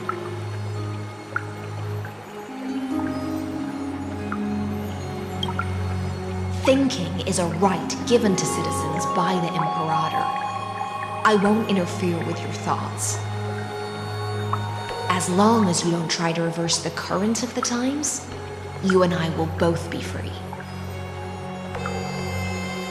But, Miss Hysealans, I can't even hear the slightest hint of joy in your words. Because I've already tasted ultimate freedom. Long, long ago, I lived in the sea. In that lightless abyss, far beyond civilization's reach, the great fish consumed the small, and when the great fish perished, their bodies became sustenance for the newborn, nourishing the whole ocean. This is the tide that carries civilization forward. Anyone may be devoured, or meet the fate of inevitable decay. Are you suggesting that ultimate freedom is in fact the cruelest fate for life? I only mean that if life wishes to preserve its dignity, it must first be bound by the law. There's no need for me to say more, little sea hare. We're of one mind. Whether the Imperator's law can guide the schools of fish and lead us to a truly free ocean, let us wait and see. But for now, let's pause this heart-to-heart. Another fish has come, following the scent of blood.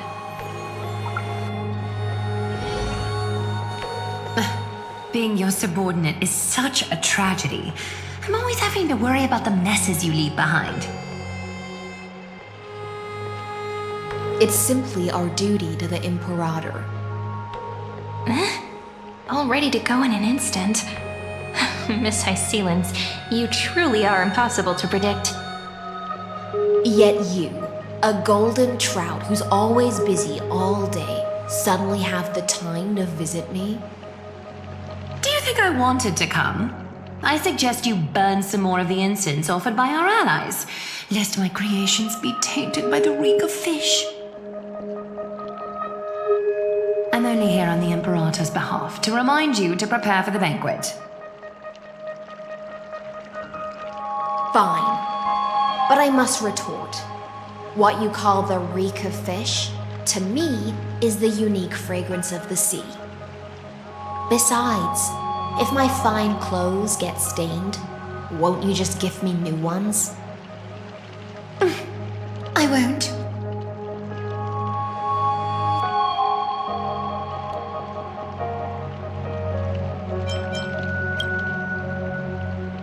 You mean future.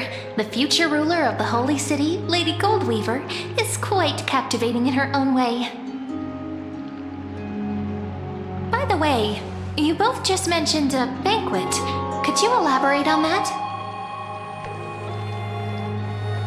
Oh, right, you don't know.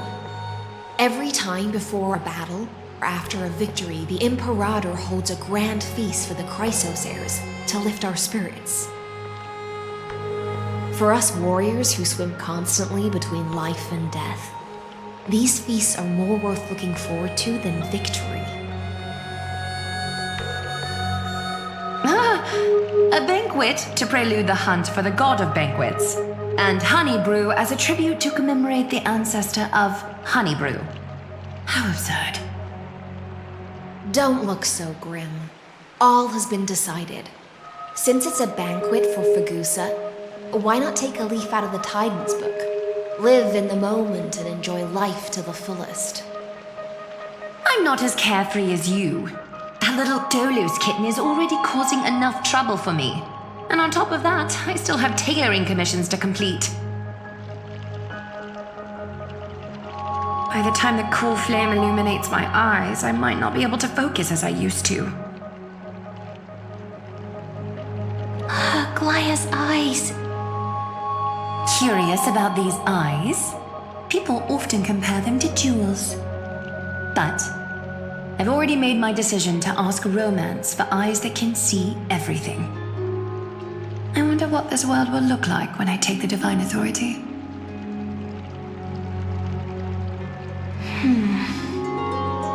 In the future, you will still be the finest weaver in the world. Is this also a prophecy from the Three Fates? It's even more accurate than a prophecy. After all, she has already witnessed it, right?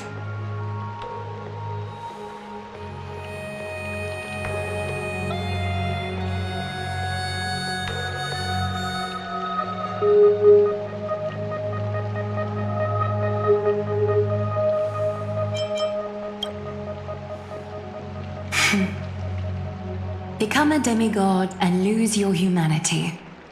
That is the only reply I've received in the countless times I've sought wisdom from the prophecy. But Destiny's fragments are like stitches. Before they're threaded into splendid garments, no one can see their true charm, can they?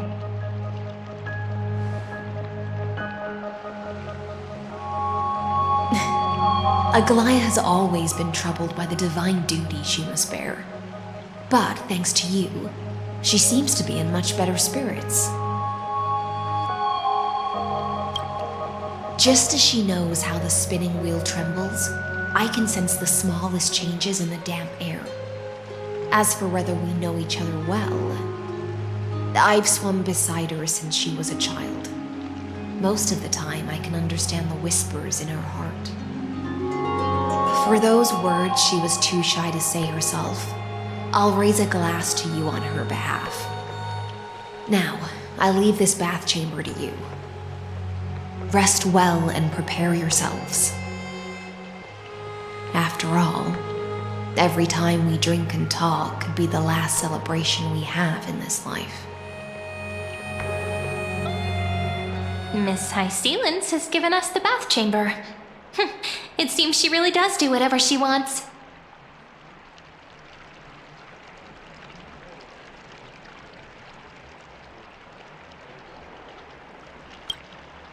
Indeed. But she could return at any moment.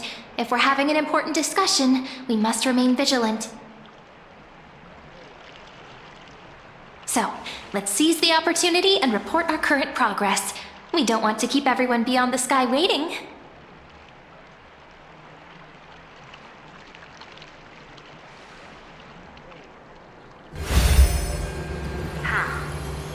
First, while that little Empress priestess with a candle stuck on her head didn't explicitly say it, she firmly rejected your request to take over the law.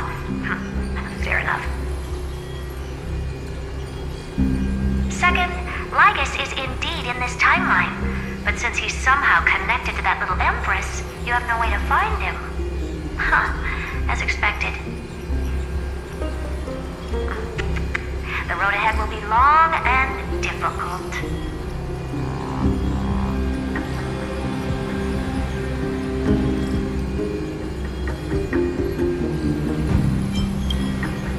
Looks like I guessed right then.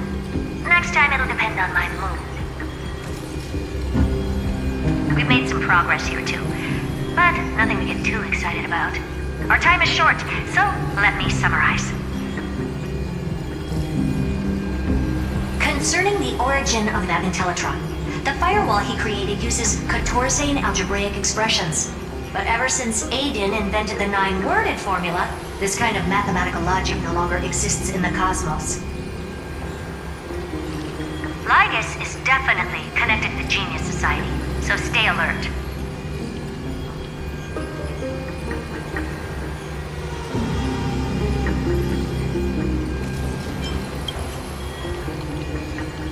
We can first exclude Droidhead themselves. They specialize in minding their own business and wouldn't intervene personally. But Screwy and I are still eliminating possibilities one by one. Currently, the most likely candidates are these few. The Lord of Silence, Acha, the 2 Ruperts are also possible. But it would be too boring if it were one of them.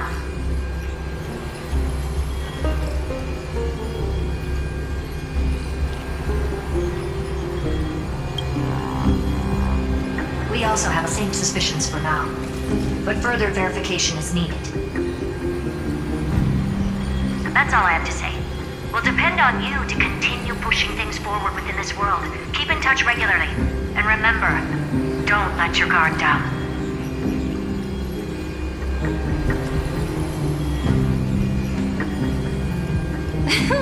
Madame Herta is a real whirlwind. Well then, let's use the banquet Aglaya mentioned as our next starting point. Ceridra's trusted followers should all be present at that time. It'll be a good opportunity to get closer to them.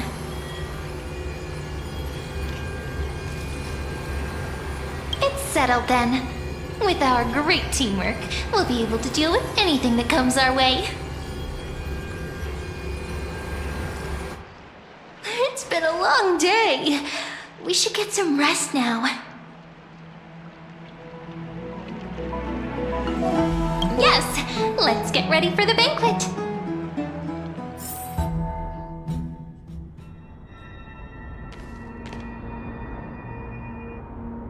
Look, the venue's right ahead.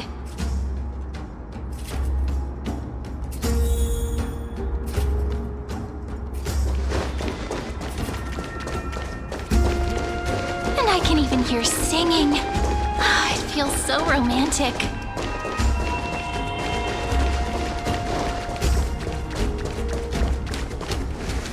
Honored guests, wait here for a moment.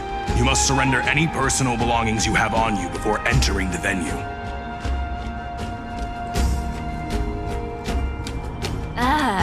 This hero always brings down the vibe whenever he shows up. The Imperator's elevated position means she must always remain meticulous and careful. Please do as I say, guests. It would avoid any unnecessary misunderstandings. I get that you don't want people to bring outside food into the banquet, but is it really necessary to confiscate the books and quill pens? Even a quill pen can become a deadly weapon in the right hands. I'm asking for all your items. All, Miss Cyrene. Your belongings will remain safe. They will be looked after appropriately by dedicated staff. Looked after appropriately? Dedicated staff? Talk about a vague choice of words.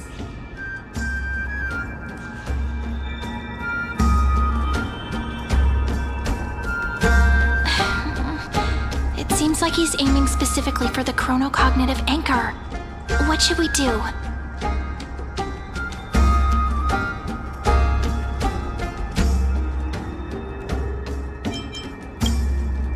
true. I had a feeling it would come to this, but I didn't expect such a direct demand. But listen, why don't we go with their plan and hand over the chronocognitive anchor to be looked after?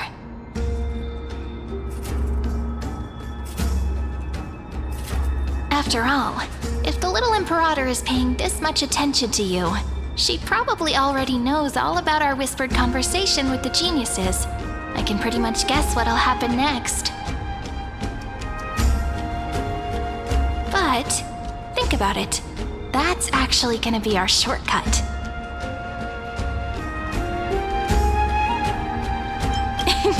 I knew it.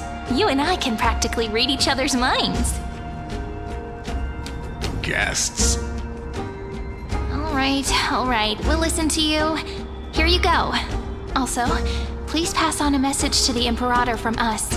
She can trust my friend, anywhere, anytime. Thank you for your cooperation. The Imperator has some urgent business she needs to attend to and will arrive shortly. Why don't you head in with the other guests first and enjoy the feast? Isn't Ceridra supposed to be the focus of the banquet? But she's not even here. Why is it so difficult to talk to her?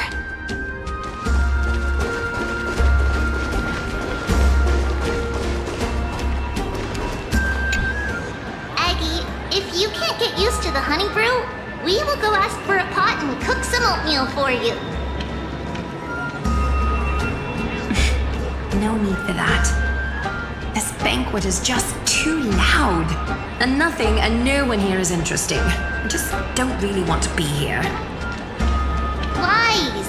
You were pretty energized when you came back from the bath chamber. Let me guess. Are you worrying about someone? About High Sealins? Or Little Cypher? You take everything too seriously. At this rate, life's gonna be real tough for you later on. You're the least qualified to lecture me about that, teacher.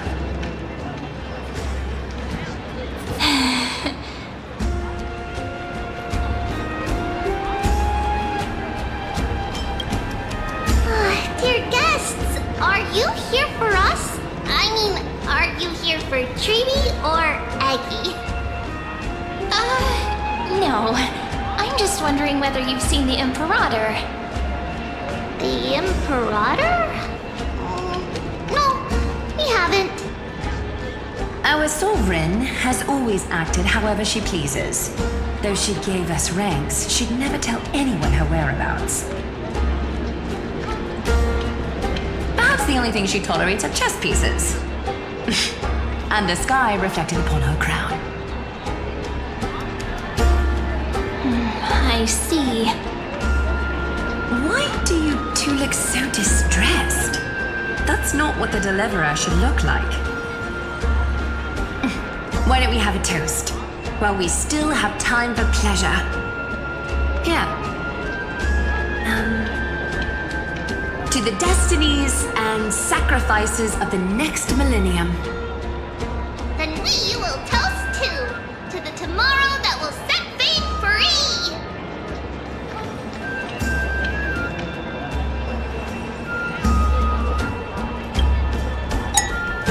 Cheers! Actually, there are so many people, we wouldn't be able to find the Imperator even if she were here. I know. Let's look for seats that are raised up higher than others.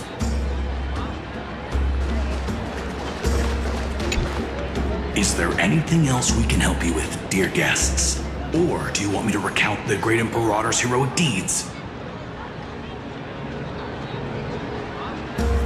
Hey, Lavinus. I managed to get some honey brew that the scholars hid in the cellar. Wanna try it?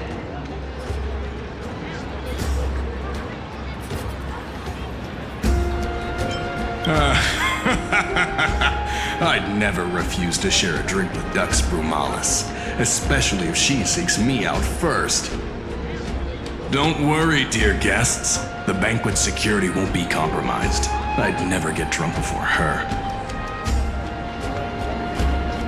This banquet has a never-ending flow of honey brew. You're welcome to try it and see whether our drinks are as good as those from beyond the sky. Thank you for the offer, but we're more interested in knowing when the Imperator will be back. The Imperator?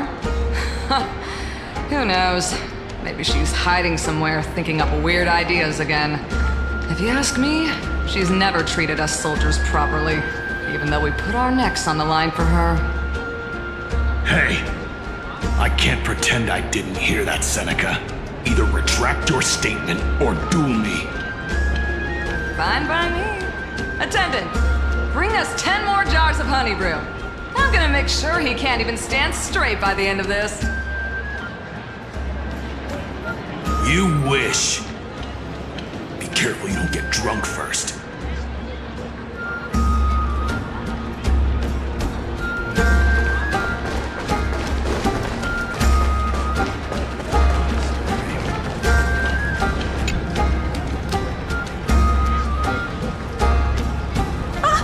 Hello.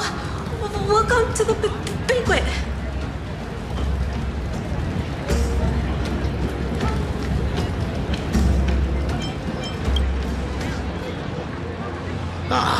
So the Deliverer is attending this event, as expected. Little Virginia here was just wondering whether she should go find you. As the great Imperator's historian, I'm responsible for composing poems and songs for everyone in the Flame Chase army. But I have no idea how I should record myself in the annals.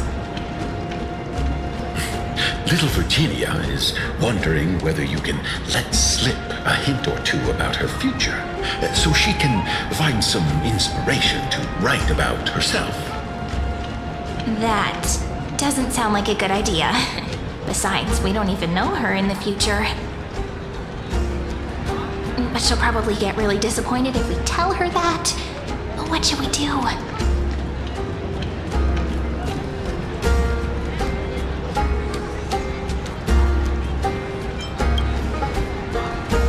Alright, I got it. We can't reveal too much, but I think it wouldn't hurt to start your poem with the future. Maybe use something like, with hope, I write down the tale of tomorrow for myself.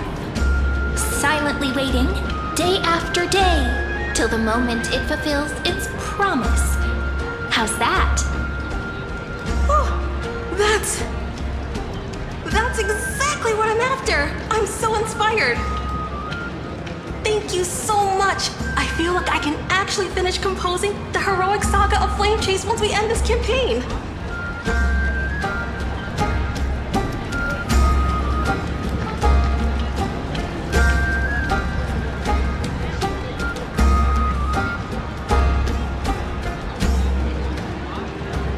Hey, that wasn't improvised, you know.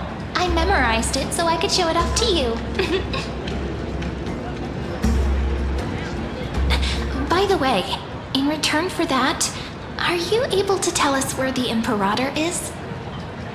The Imperator? She usually wouldn't arrive this early. She believes that rulers should stay silent in places where their subjects hold private conversations. Why don't we have a toast before she arrives? To reason, which is held but not revealed. To romance, which will surely be returned.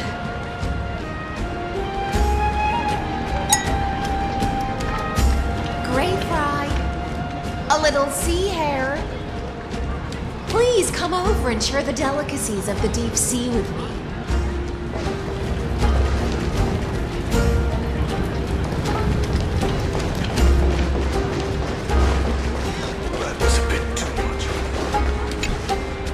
You two have been wandering around the venue as if you have something on your mind.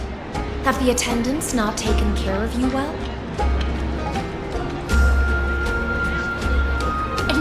No, we love it here. It's just...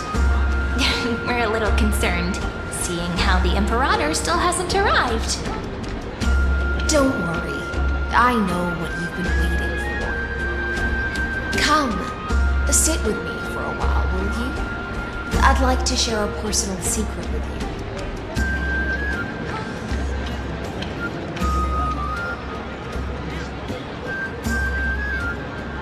you. See here? This is Fagusa's dew of divine blood, the sweetest of all the 12 bottles. On the night before such a historical event, I'd like to share this marvelous drink with the Deliverer. Doesn't this count as bringing in outside food? I knew that security check was targeted at us.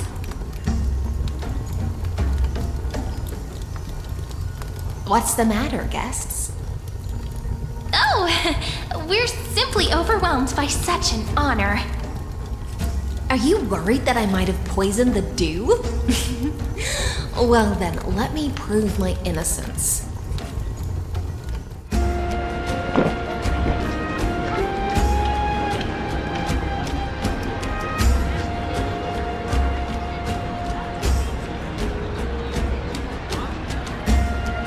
See? It's completely safe. I feel like Miss High Sealens wants to talk to us about something. Why don't we go along with her for now?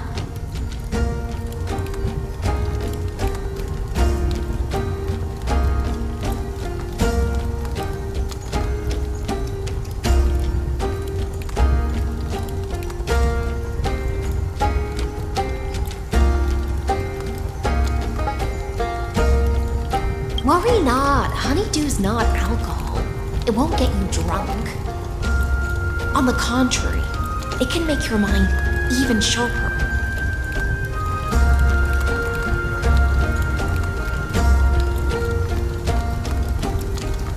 Please, have a taste. Would you like some too, little Sierra? I can drink it myself.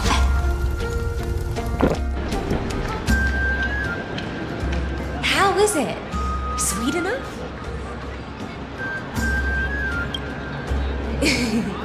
As long as you like it. Calm at times, tempestuous at others. That's the taste of the ocean. It'll do you good to understand Fagusa's fickleness before we set off to face their waves. Just like how you're about to understand the secrets within this dew. Now, please turn around. Very, very quietly. Don't make a single noise.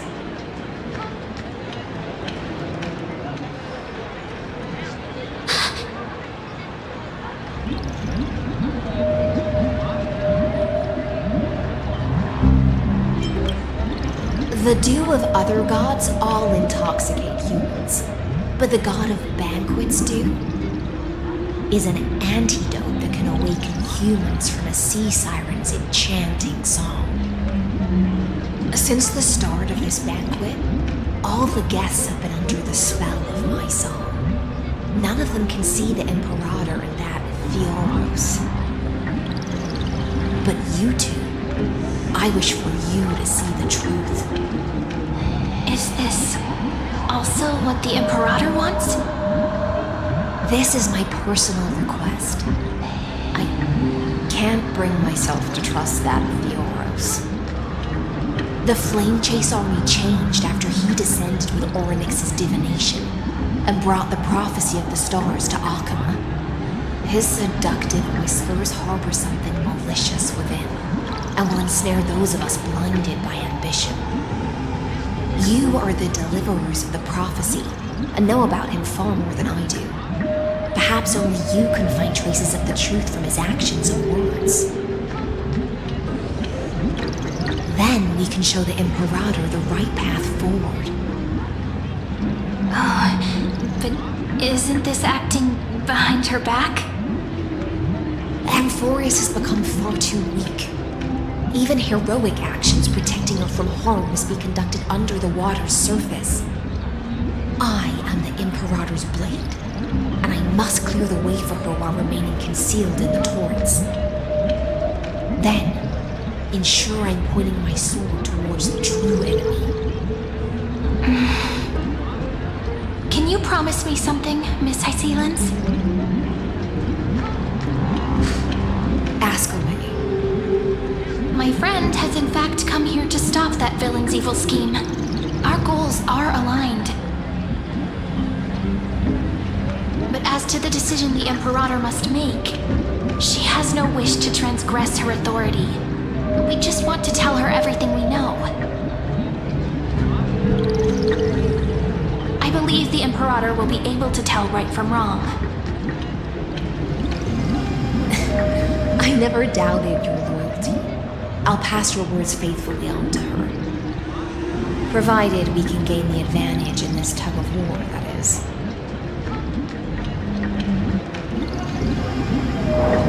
Now, return to the feast. Bring this cup with you and keep your distance. Pretend you are still immersed in the sea siren's fantasia. And I'll control the moisture in the air. That way, you'll be able to listen to sounds from afar as if you are a whale of the depths and hear every word of their conversation. I wish you a victory in this first skirmish. It's the exciting and thrilling undercover part of the adventure.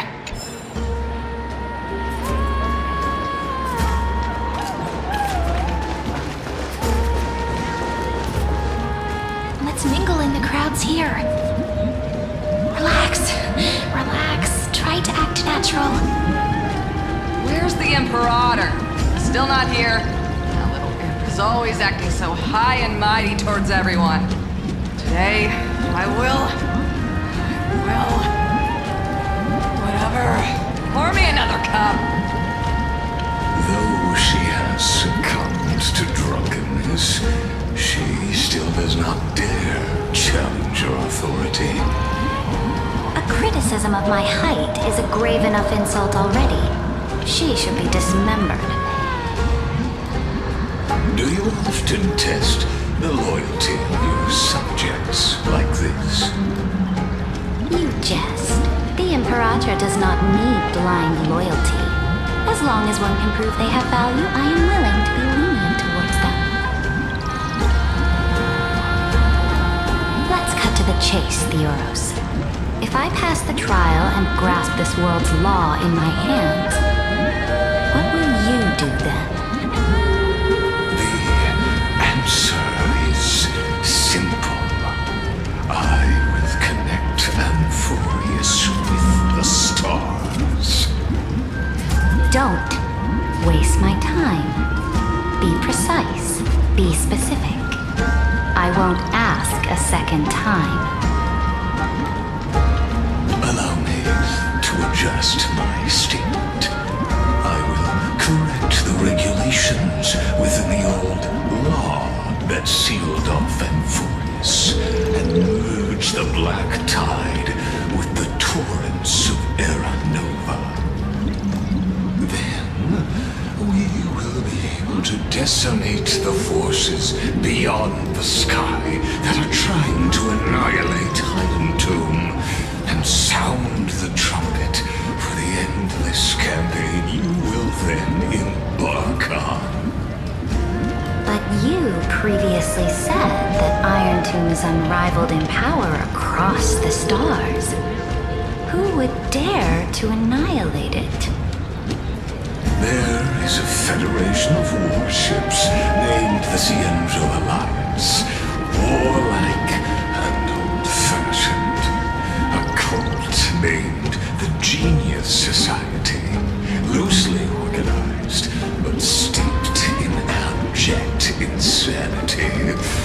Oh, there's also the Astral Express, a group of lawless vagrants. That so-called deliverer is part of that last group. Those vagabonds mistakenly believe they can connect the stars through alliances instead of conquest. But history has already given them a tough lesson. There are countless other organizations besides, but when the Lord Ravager sweeps across the cosmos, they will certainly all bow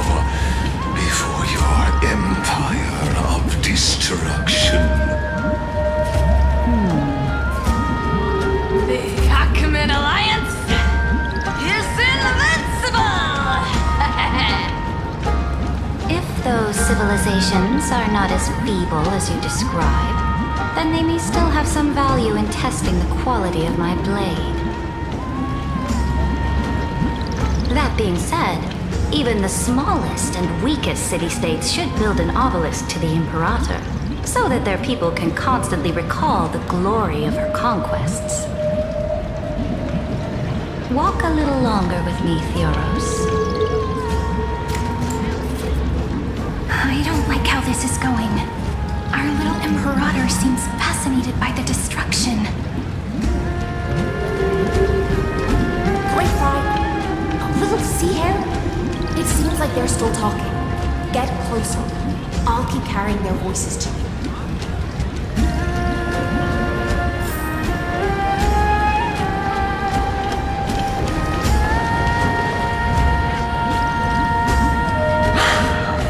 Situation. No matter how we position our forces, this battle against Fagusa will result in many casualties. That's not something you or I should consider. The Imperator has already placed the chess pieces. We just need to fight for her until our last breath. How astonishing. The commanders under you have such different personalities, yet they share the same loyalty.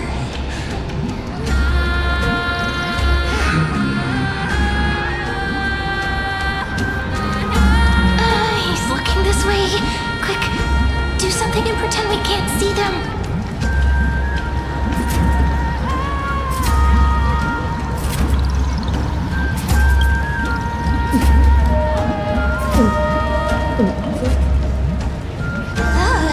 Slow down.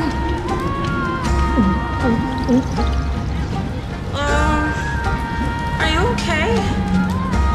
What's the matter? My apologies. I was just checking whether everything was fine with those two distinguished guests of yours. And it seems like all is well. Let us continue our previous conversation regarding the soldiers fighting for you. Are they aware of the price they must pay for the trial of law? If I recall correctly, you've already lost a bout against Talanton due to offering insufficient sacrifices. You dare mention my name alongside the word lost? Forgive my transgression, great Imperator. Watch your words and actions. All you need to know is that my victory in the trial is guaranteed. Even without the trial of law, they've already sworn to give their lives for my conquest. So tell me, if everything happens according to our agreement, how would you recommend I deal with that deliverer? Good question. Do not let her fool you. That woman from beyond the sky contains a seed of ruin within her body. She must not be allowed to tarnish your glory. Therefore, the wisest decision would be to hand her over to me. You plan to torture her? Calling it experimentation would be more appropriate. The guest's patience is running thin. I plan to remove the Fantasia and head into the banquet. I will heed your advice. Leave for now, Theoros, and go back to Akama. You don't want to confront those two directly either, do you? Indeed. It's a pity that anti-Catherians are lightweights when it comes to drinking. Before I leave, I'd like to make a toast to your boundless ambition, using my spirit instead of a goblet.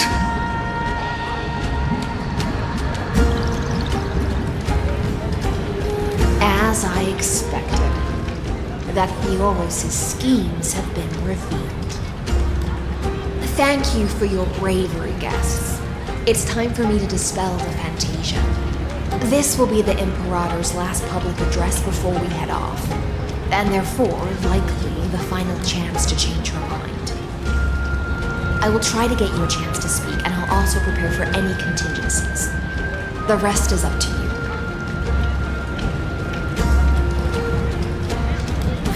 You should head back.